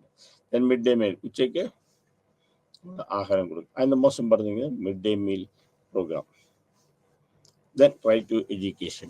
റൈറ്റ് ടു എഡ്യൂക്കേഷൻ വളരെ നിർബന്ധമാണ്. എല്ലാവർക്കും വിദ്യാഭ്യാസം ഫ്രീ ആയിട്ട് ചെയ്യുക. പ്രത്യേകിച്ച് അടിസ്ഥാനപരമായുള്ള വിദ്യാഭ്യാസം കുട്ടികൾക്ക് വേണം. അതാണ് റൈറ്റ് ടു എഡ്യൂക്കേഷൻ എന്ന് പറയുന്നത്. പിന്നെ then next one is called child labour. കുട്ടികൾക്ക് ജോലി ചെയ്യാനുള്ള സംരക്ഷണം, ജോലി ചെയ്യിക്കാൻ പാടില്ല. കുട്ടികളെ കൊണ്ട് 18 വയസ്സിൽ താഴെയുള്ള കുട്ടികൾക്ക് ജോലി ചെയ്യാനായിട്ട് അനുവാദമില്ല. അവരെ കൊണ്ട് യാതൊരുവിധ കാഠിന്യമേറിയ യാതൊരു ജോലിയും ചെയ്യിക്കാൻ പാടില്ല. ഇവിടെ ജോലിയെ ചെയ്യിക്കാൻ പാടില്ല. പക്ഷെ ഇപ്പോൾ പുതിയൊരു നിയമം കൊണ്ടുവന്നിട്ടുണ്ട്, പഠനവും ജോലിയും ഒരുമിച്ച്. അപ്പോൾ സാധാരണഗതിയിൽ ഒരു ഡിഗ്രിക്കൊക്കെ ചേർന്ന് കഴിഞ്ഞാൽ ഹാർഡല്ലാത്ത +2 ചേർന്ന് കഴിഞ്ഞാൽ ഹാർഡല്ലാത്ത ജോലികൾ ചെയ്യാനുള്ള ഒരു നിയമം ഗവൺമെൻറ് കൊണ്ടുവരുന്നുണ്ട്. Child labour. അല്ലെങ്കിൽ കുട്ടികളെ ജോലി ചെയ്യിച്ചാൽ അത് ശിക്ഷാർഹമാണ്. 18 വയസ്സിൽ താഴെയുള്ള കുട്ടികളെ എന്ത് ജോലി ചെയ്യുന്നാലും അത് ചൈൽഡ് ലേബറാണ്. അതിന് ആയിട്ട് കേസും എടുക്കാം. ചൈൽഡ് സെക്ഷൽ അബ്യൂസ്, ഇത് ഈ അടുത്ത കാലത്തായിട്ട് ഭയങ്കരമായിട്ട് നമ്മൾ ഫോക്കസ് ചെയ്യേണ്ട ഒരു കാര്യം ചൈൽഡ് സെക്ഷൽ അബ്യൂസ്. പണ്ട് നമ്മൾ സെക്സ് അബ്യൂസ് എന്ന് പറയുമ്പോൾ നമ്മൾ ഉദ്ദേശിക്കുന്ന ഒരു പ്രായം എന്ന് പറയുന്നത് ഇന്ന് ആ പ്രായത്തിലല്ല. ഇന്ന് പല കുട്ടികളെയും നമ്മൾ വളരെ യങ്ങായിട്ടുള്ള കുട്ടികളെ സെക്ഷലി അബ്യൂസ് ചെയ്യാറുണ്ട്. സെക്ഷൽ അബ്യൂസ് കുട്ടികളെ എന്ന് പറഞ്ഞു കഴിഞ്ഞാൽ ഫിസിക്കലി മാത്രമല്ല, എന്ന് വെച്ചാൽ യഥാർത്ഥത്തിൽ അത് മനസ്സിലാക്കണം എന്താണ് ഈ സെക്ഷൽ അബ്യൂസ് എന്ന് പറഞ്ഞാൽ. ഒരു കുട്ടിയെ തൊടുന്നത് മുതൽ പോപ്സോ കേസ് 15 വയസ്സിൽ താഴെയുള്ള കുട്ടികളെ എന്തെങ്കിലും ലൈംഗികമായി ചൂഷണം ചെയ്ത് അയാളെ കോടതിയിൽ അടയ്ക്കുക, അയാളെ ജയിലിൽ അടയ്ക്കുക. എന്ന് പറഞ്ഞു കഴിഞ്ഞാൽ ഇതിനകത്ത് ഒത്തിരി കൊണ്ട് കുട്ടികൾ അവിടെ ചെന്നിട്ട് സ്റ്റേറ്റ്മെന്റ് മാത്രം കൊടുത്ത് കുട്ടികളുടെ സ്റ്റേറ്റ്മെന്റ് എടുത്തുകൊണ്ടാക്കാം. അതുപോലെ തന്നെ കുട്ടികൾക്ക് വേണ്ടിയിട്ടുള്ള ചൈൽഡ് വെൽഫെയർ കമ്മിറ്റി ഉണ്ട്, അവർക്ക് വേണമെങ്കിൽ സ്വമേധയാ കേസെടുക്കാം, ശിക്ഷിക്കാം. അങ്ങനെയൊക്കെയാണ് child sexual abuse. Children with disability, special ആയിട്ടുള്ള കുട്ടികൾക്ക്, സ്പെഷ്യലി ഏബിൾഡ് ആയിട്ടുള്ള കുട്ടികൾക്ക് എന്ത് സഹായം ചെയ്യാൻ സാധിക്കും. അവർക്ക് പഠിക്കാനുള്ള സൗകര്യങ്ങൾ ചെയ്തു കൊടുക്കുന്നുണ്ട്, അവർക്ക് ജോലിക്ക് പ്രിഫറൻസ് കൊടുക്കുന്നുണ്ട്, അവരുടെ ബാക്കിയുള്ള കാര്യങ്ങൾ ചെയ്യാൻ ഗവൺമെന്റ് ഫ്രീ ആയിട്ട് അവരെ ഹെൽപ്പ് ചെയ്യുന്നുണ്ട്. അവർക്ക് ജോലി ഒരു പ്രായമായി കഴിഞ്ഞാൽ ഗവൺമെന്റ് നിങ്ങൾ കാണാറുള്ളതാണ്. അത് സംരക്ഷിക്കാൻ അതിനു വേണ്ടിയിട്ടുള്ള ചൈൽഡ് റൈറ്റ്സ് ആയിട്ട് നമ്മൾ വെച്ചിട്ടുള്ളത്. ധാരാളം ചൈൽഡ് ഹെൽപ്പ് ലൈൻസ് ഉണ്ട്. ചൈൽഡ് ഹെൽപ്പ് ലൈൻസ് എന്ന് പറഞ്ഞു കഴിഞ്ഞാൽ എന്തെങ്കിലും ആവശ്യമുണ്ട്, ഇപ്പൊ 1098 ഒരു പ്രശ്നം ഇമ്മീഡിയറ്റ് ആയിട്ട് കുട്ടികൾക്ക് വിളിക്കാം, അവർക്ക് വേണ്ട ഹെൽപ്പുകൾ തരും. ഇനി ഏതെങ്കിലും പാരൻസ് ആണെങ്കിലും കുട്ടികളെ അമിതമായി ഉപദ്രവിക്കുക, അവർക്ക് ജസ്റ്റ് വിളിക്കാൻ മതി. CWC അസസ്മെന്റ് കഴിഞ്ഞാൽ നമ്മൾ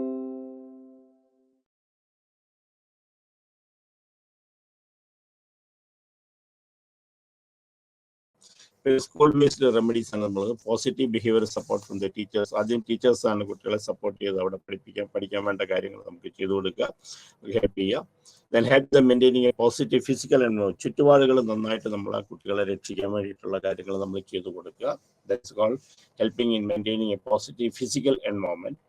പിന്നെ മേക്ക് ക്ലിയർ ബുദ്ധിമുട്ടുള്ള കുട്ടികൾ നമ്മൾ പറഞ്ഞ് മനസ്സിലാക്കി അത് ചെയ്യാൻ അവരെ ഏൽപ്പിക്കുക. എന്നിട്ട് അവർക്ക് പ്രത്യേകം അവരെന്തൊക്കെ ചെയ്യണമെന്ന് പറയാം. ചെയ്ത് കഴിയുമ്പോൾ നമ്മൾ അവർക്ക് മോട്ടിവേറ്റ് ചെയ്യാം, പല കാര്യങ്ങളും ചെയ്യാം. That is make clear rules and expectation. Helping the students to fulfil the rules and expectation. നമ്മളിത് നിയമങ്ങൾ ഉണ്ടാക്കി കൊടുത്താൽ പോരാ, ചെയ്യുന്ന നിയമങ്ങൾ മര്യാദയ്ക്ക് അവർക്ക് ചെയ്യാൻ വേണ്ടിയിട്ടുള്ള സൗകര്യങ്ങളുള്ള നമ്മൾ കാര്യങ്ങൾ. നിയമം എന്ന് പറയുന്നത് നമ്മളൊക്കെ ചെയ്യാൻ റൂൾ ഉണ്ടാക്കി കൊടുക്കുക, ഇന്ന രീതി ചെയ്യണം, ഇന്ന കാര്യങ്ങൾ ചെയ്യണം, അങ്ങനെ ചെയ്യാനുള്ള സാഹചര്യങ്ങൾ ഉണ്ടാക്കി കൊടുക്കുക. ചെയ്യുമ്പോൾ അവർക്ക് നമ്മൾ റിവാർഡ് കൊടുക്കാം. അങ്ങനെയൊക്കെ ചെയ്തിട്ട് നമുക്ക് അവരെ ഹെൽപ്പ് ചെയ്യും. Then programming the activities of the day. ഒരു ദിവസം എന്ത് ചെയ്യണം എന്നുള്ളതിനെ കുറിച്ച് വ്യക്തമായിട്ട് ധാരണ ഒരു കുട്ടിക്ക് കൊടുക്കുക. അപ്പോൾ അതിന് കുറച്ചുകൂടെ കാര്യങ്ങൾ ചെയ്യാം. രാവിലെ എഴുന്നേൽക്കണം, ഇത്ര മണിക്ക് ഇന്നത് ചെയ്യണം, ഇന്ന രീതി ചെയ്യണം, ഇത്ര പഠിക്കണം, ഹോംവർക്ക് ഇത്ര ചെയ്യണം, ഇന്ന ബുക്ക് വാങ്ങിക്കണം. അങ്ങനെ നമ്മൾ പല പല രീതിയിൽ നമുക്ക് പ്രോഗ്രാം ചെയ്ത് കൊടുക്കാം. പ്രോഗ്രാം ചെയ്ത് കഴിയുമ്പോഴത്തേക്ക് അത് programme daily activities of the day അത് ചെയ്യാൻ പറ്റും. Then helping the forming consistent routines and procedure. Same തന്നെയാണ് പല പ്രൊസീജിയറിൽ. ഇപ്പം നമ്മൾക്ക് സൈക്കോളജിക്കൽ പ്രോബ്ലം കഴിഞ്ഞാണെങ്കിലും നമ്മൾ പല റൂളുകളും നമ്മൾ ഉണ്ടാക്കി കൊടുക്കുമ്പോൾ അത് റൊട്ടീനായിട്ട് നമുക്ക് ഫോളോ ചെയ്യാൻ സാധിക്കുന്നത്. ആ റൊട്ടീനായിട്ട് ഫോളോ ചെയ്യാനായിട്ടുള്ള എല്ലാവിധ ഹെൽപ്പും നമ്മൾ ചെയ്തു കൊടുക്കണം. റെഫർ ചെയ്യാനായിട്ട് first one is called the identify the പ്രോബ്ലത്തെ നമ്മൾ കാണുക, എന്താണ് പ്രോബ്ലം നമ്മൾ മനസ്സിലാക്കുക. That's the first step in referral remedies. ആദ്യം ചെയ്യേണ്ടത് കുട്ടിയുടെ പ്രോബ്ലം എന്താണെന്ന് ഐഡന്റിഫൈ ചെയ്യുക.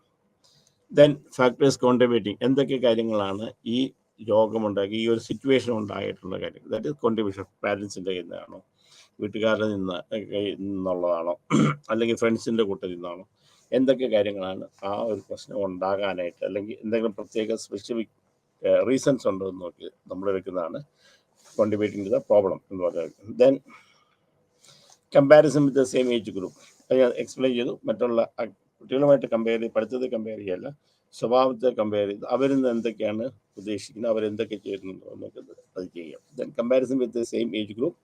Duration of the problem. എത്ര നാളായിട്ട് പ്രോബ്ലം നിൽക്കുന്നതെന്ന് കാണുക. ദെൻ എത്ര വ്യാപിച്ചും, എത്ര ഗ്രൂപ്പിൽ ഒരാൾക്ക് മാത്രമേ ഉള്ളൂ, ഒരാൾക്ക് തന്നെ കൂടുതൽ സിവിയറിറ്റി ആയിട്ടുള്ള പ്രോബ്ലം ഉണ്ട്, മറ്റുള്ളവരിലേക്ക് അത് ബാധിക്കുന്നുണ്ട്, അതുകൊണ്ട് പിന്നെ സിവിയറിറ്റി എത്ര നാളായിട്ടുണ്ടെന്ന് നോക്കുക.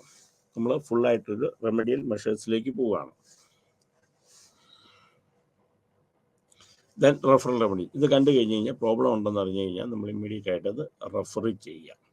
അപ്പം അത് ഐഡൻറ്റിഫൈ ചെയ്ത് പ്രോബ്ലം എന്താണെന്ന് ടീച്ചേഴ്സിൻ്റെ കയ്യിൽ നിന്നോ അല്ലെങ്കിൽ പാരൻസിൻ്റെ കയ്യിൽ നിന്നോ നമ്മളത് കളക്ട് ചെയ്യുക. ആ പ്രോബ്ലം ഐഡൻറ്റിഫൈ ചെയ്ത് കഴിഞ്ഞ് കഴിഞ്ഞാൽ ആ പ്രോബ്ലത്തിന് എന്തൊക്കെ കാരണങ്ങൾ കൊണ്ടാണ് അതുണ്ടാകുന്നത് എന്നുള്ള ഒന്ന് മനസ്സിലാക്കി നമ്മൾ എടുക്കുക. അത് കഴിഞ്ഞിട്ട് സെയിം ഏജ് ഗ്രൂപ്പുമായിട്ട് നമ്മളത് കമ്പയർ ചെയ്യുക. എൻ്റെ ബിഹേവിയർ ഇതേ ഏജ് ഗ്രൂപ്പുമായിട്ട് എങ്ങനെ ഉണ്ടെന്ന് മനസ്സിലാക്കുക. ഇത് എത്ര നാളായിട്ട് ഈ വ്യത്യാസം ഉണ്ടെന്ന് അറിയാം, എത്ര നാളായിട്ട് ഇയാൾക്ക് പ്രശ്നങ്ങളുണ്ട്, അല്ലെങ്കിൽ എത്ര നാളായിട്ട് കാണിക്കുന്നുണ്ട്, ഇറിറ്റേഷൻ. പിന്നെ എത്ര ഇത് വ്യാപിച്ചിട്ടുണ്ട്, ഇയാൾക്ക് മാത്രമാണോ, വേറെ ആർക്കെങ്കിലും ഉണ്ടോ, വേറെ ആരെങ്കിലുമായിട്ട് ഇത് ബന്ധപ്പെട്ടിട്ടുള്ള സംഗതികളാണോ, അതോ ഇത് വേറെ എന്തെങ്കിലും ആണോ എന്നുള്ളതിനെ കുറിച്ച് നമ്മൾ അതിൻ്റെ എന്തൊക്കെ റീസൺസ് കൊണ്ടാണ് ഇതുണ്ടായത് കണ്ടുപിടിക്കുക. ദെൻ സിവിയറിറ്റി, എത്ര സിവിയറാണ് ഈ പ്രോബ്ലം എന്ന് മനസ്സിലാക്കുക. ദെൻ റെഫറീസ് നമ്മൾ റെമഡീസ് റെഫർ ചെയ്യുക. ദെൻ അത് ആദ്യം നമ്മൾ ചെയ്യുന്നത് പ്രോബ്ലം കണ്ടുപിടിച്ച് കഴിഞ്ഞാൽ രക്ഷപ്പെടുത്താനുള്ള ചെറിയ ആർട്ട് തെറാപ്പി നമ്മൾ ചെയ്യുക. ആർട്ട് തെറാപ്പി കൂടാതെ പിന്നെ നമ്മൾ ചെയ്യുന്നത് എന്താണെന്ന് വെച്ച് കഴിഞ്ഞാൽ പ്ലേ തെറാപ്പി. ആർട്ടും പ്ലേ തെറാപ്പിയാണ് ഇത് രണ്ട് റെമഡിയായിട്ട് നമ്മൾ മെയിൻ ചെയ്ത്. പിന്നെ ധാരാളം റെമഡീസ് ഉണ്ട്. കോഗ്നിറ്റീവ് ബിഹേവിയർ തെറാപ്പി, അതിൻ്റെ കോഗ്നേഷൻ, അതിൻ്റെ കാര്യത്തെക്കുറിച്ച് തിങ്ക് ചെയ്യുന്നതും ബാക്കിയുള്ള കാര്യങ്ങളെക്കുറിച്ച് മാറ്റുകയാണ് കോഗ്നിറ്റീവ് ബിഹേവിയർ തെറാപ്പി ചെയ്യുന്നത്. പല രീതിയിലുള്ള കോഗ്നിറ്റീവ് ബിഹേവിയർ ഉണ്ട്. Then rational emotive behaviour therapy, എമോഷൻസിനെ കൈകാര്യം ചെയ്യുന്നത്, അത് എങ്ങനെയാണെന്ന് നിയന്ത്രിക്കേണ്ടതെന്ന് പഠിപ്പിക്കാനുള്ളത്. പിന്നെ കോഗ്നിറ്റീവ് തെറാപ്പി, ഓരോരുത്തരുടെ കാഴ്ചപ്പാടുകൾ ഉള്ള വ്യത്യാസം നമ്മൾ വരുത്തുക. ദെൻ സെൽഫ് ഇൻസ്ട്രക്ഷണൽ ട്രെയിനിങ്, നമ്മൾ എന്തൊക്കെ കാര്യങ്ങൾ നമ്മൾ തന്നെത്താൻ ചെയ്യണം, അങ്ങനെയുള്ള കാര്യങ്ങൾ അത് മനസ്സിലാക്കി നമ്മൾ ചെയ്യണം. Self instructional training. Stress inoculation training. Stress ഉണ്ടാകുന്ന ഓരോ കാര്യത്തിന് സ്ട്രെസ് ഉണ്ടാകുന്നത്, അത് എങ്ങനെയാണെന്ന് വേണമെന്ന് പറഞ്ഞുതരാം. ഒരു സാഹചര്യങ്ങളിൽ സ്ട്രെസ് ഉണ്ടാകുന്ന നമ്മൾ സങ്കല്പിക്കുക. ആ സ്ട്രെസ് ഉണ്ടായിരിക്കുന്നത് എങ്ങനെ ബിഹേവിയർ ചെയ്യുന്നതെന്ന് നമുക്ക് പറയാം. ആ ബിഹേവിയറിന് നമ്മൾ ആളെ റീഇൻഫോഴ്സ് ചെയ്യാം. എന്നിട്ട് ആ ബിഹേവിയറിൻ്റെ നെഗറ്റീവ് എന്താ റിമൂവ് ചെയ്യുക. എന്നിട്ട് ഈ ആങ്സൈറ്റി സിറ്റുവേഷനിൽ നിന്ന്, സ്ട്രെസ്ഫുൾ സിറ്റുവേഷനിൽ നിന്ന് പുറത്തു കൊണ്ടുവരിക. Then problem solving therapy. Problem solving തെറാപ്പിക്ക് ആദ്യത്തെ സംഗതി എന്ന് വെച്ചാൽ ഐഡൻറ്റിഫൈ ദ പ്രോബ്ലം ആണ്. So that is statement of the problem. ആ കുട്ടി പഠിക്കാനായിട്ട് കുഴപ്പമുണ്ട്, ഒരു സ്റ്റേറ്റ്മെൻറ്റാണ്. ആ സ്റ്റേറ്റ്മെൻറ്റ് കഴിഞ്ഞ് കഴിഞ്ഞാൽ അതെന്താണെന്നുള്ളതിനെ കുറിച്ച് കറക്റ്റായിട്ട് വരിക. ആ കറക്റ്റായിട്ട് വന്നിട്ട് അതിന് കിട്ടാവുന്ന ഡേറ്റ എന്തൊക്കെ കൊണ്ടാണ് ഇവൻ്റെ പ്രശ്നങ്ങൾ ഡേറ്റ ചെയ്യുക. Then analyse, then implement. അതിനൊരു സൊല്യൂഷൻ നമ്മൾ കണ്ടുപിടിച്ച് കൊടുക്കുക. If it is over then it is over. Then social skill training. ഓരോ സാഹചര്യങ്ങളെ നേരിടാനായിട്ട് മാനസികമായിട്ട് കുട്ടികളെ പരിശീലിപ്പിക്കുന്നതാണ് social training skills, social skills training എന്ന് പറയുന്നത്. ചിൽഡ്രൻ റൈറ്റ്സ് ആണ് ഇത് നമ്മൾ വളരെ മനസ്സിലാക്കേണ്ട ഒരു കാര്യമാണ്. ഇത് പരീക്ഷയിൽ സാധാരണ രീതി ചോദിക്കാറുണ്ട്. Children rights in India, children's rights എങ്ങനെ ഇതുണ്ടായത്? കാരണം എന്ന് വെച്ചാൽ കുട്ടികളെ സംബന്ധിച്ച് പല കുട്ടികളും സ്കൂളിൽ പോകാതായി, മറ്റു കുട്ടികൾ അബ്യൂസ് ചെയ്യപ്പെടുന്നു. എന്ന് വെച്ചാൽ physically and mentally and sexually abuse ചെയ്യപ്പെടുന്നു. അങ്ങനെയൊക്കെ വന്നത് ചൈൽഡ് റൈറ്റ്സ് ഇൻ ഇന്ത്യ. അതിനകത്ത് ഏറ്റവും പ്രധാനപ്പെട്ട ഒരു ചൈൽഡ് റൈറ്റ്സ് വന്നതിൻ്റെ റൈറ്റ് ഫോർ എഡ്യൂക്കേഷനാണ്. നമുക്ക് പഠിക്കാനുള്ള റൈറ്റ്സ് നിയമപരമായിട്ട് നമ്മളത് സാധൂകരിച്ചു. അതാണ് ഉള്ളത്. ദെൻ പിന്നുള്ള അംഗൻവാടി, കുട്ടികൾക്ക് വേണ്ടി പഠിക്കാൻ അംഗൻവാടിയിലേക്ക്. പോഷൻ അഭിയാൻ, കുട്ടികൾക്ക് നിർബന്ധമായിട്ടും പോഷകാഹാരങ്ങൾ കിട്ടുകയുള്ള തീരുമാനിക്കുക. സ്കീം ഫോർ അഡോളസൻസ് ഗേൾസ്, പെൺകുട്ടികൾക്ക് ധാരാളം പ്രോഗ്രാംസ് നമ്മൾ ചെയ്യുന്നുണ്ട്. സ്കീം ഫോർ അഡോളസൻസ് ചെയ്യുന്നുണ്ട്. ദെൻ ഉജ്ജ്വല എന്ന് പറഞ്ഞു കഴിഞ്ഞാൽ എന്തെങ്കിലും ട്രാഫിക് ട്രക്കിങ്ങിലൊക്കെ പെട്ട് ചിലപ്പം കുട്ടികളെ കൊണ്ട് അബ്യൂസ് ചെയ്യുക, അങ്ങനെയൊക്കെയുള്ള കുട്ടികൾ വരിക. അങ്ങനെ എന്തെങ്കിലും പ്രശ്നമുള്ള കുട്ടികൾ അത് ഇവരുടെ അടുത്ത് അവരെ കണ്ടുപിടിച്ച് അവർക്ക് വേണ്ട സഹായങ്ങൾ ചെയ്ത് ഒരു കുഴപ്പമില്ലാതെ നമ്മൾ മാറ്റുന്നതാണ് ഉജ്ജ്വല എന്ന് പറയുന്നത്. മറ്റുള്ള സ്ട്രീമിലേക്ക് തിരിച്ചുകൊണ്ട് അപ്പം ഏതെങ്കിലും കാരണവശാൽ എന്തെങ്കിലും സംഗതി കൊണ്ട് ഇത് നമ്മൾ മനസ്സിൽ വെക്കുന്നത്. ഉജ്ജ്വല എന്ന് പറയുന്നത് അങ്ങനെ എന്തെങ്കിലും പെട്ടിട്ടുള്ള കുട്ടികളെ കൊണ്ടുവന്ന് രക്ഷപ്പെടുത്താനാണ് ഉജ്ജ്വല സ്കീം. ദെൻ ബേട്ടി ബച്ചാവോ ബേട്ടി പഠാവോ. കാരണം എന്ന് വെച്ചാൽ കുട്ടികൾ പഠിക്കണം, എല്ലാ കുട്ടികൾക്കും പെൺകുട്ടികളെ പഠിപ്പിക്കണം. അതാണ് ബേട്ടി ബച്ചാവോ ഇത്. Then child protection service schemes ഉണ്ട്. അതിനകത്താണ് പോപ്സോ കേസൊക്കെ നമ്മൾക്ക് വന്നിരിക്കുന്നത്. Then right to survival and development, ജീവിക്കാനും നമുക്ക് വളരാനുമുള്ളതായ സാഹചര്യങ്ങൾ നമുക്ക് ഉണ്ടാക്കുന്ന നിയമമാണ്. ദെൻ ഇൻ്റഗ്രേറ്റഡ് ചൈൽഡ് ഡെവലപ്മെൻറ്റ്, അതിനകത്ത് അംഗൻവാടി വരും, പോപ്സോ വരും, എല്ലാം കൂടെ ഒരു ഇൻ്റഗ്രേറ്റഡ് ആയിട്ട് ചൈൽഡ് ഡെവലപ്മെൻറ്റ് സർവീസസ് ആണ് ICDS എന്ന് പറഞ്ഞിരിക്കുന്നത്. ദെൻ രാജീവ് ഗാന്ധി ക്രഷ്, കാരണം കുട്ടികൾക്ക് നിൽക്കാനും പഠിക്കാനും വളരാനുമുള്ള ഒരു സ്ഥലമാണ്. സ്കൂളിലൊക്കെ പോകാതിരിക്കുന്നത്, അല്ലെങ്കിൽ സ്കൂളിൽ പോയിട്ട് വന്നിട്ട് പിന്നെ നിൽക്കാനുള്ള creche Rajiv Gandhi. Then mother and child health programme, then mid day meal programme, then right to education. That's very very important. every children has the right to learn, educate. That is the right to education. അത് വളരെ famous ആയിട്ട് വന്ന വളരെ മാറ്റം വരുത്തിയൊരു നിയമമാണ്. Then child labour തടയുക, child sexual abuse, then children with disabilities, children in conflict with law, national commission for protection of child help lines. ഇത് വളരെ കാര്യമായിട്ടുള്ള ചൈൽഡ് ഹെൽപ്പ് ലൈൻ. നമസ്തേ.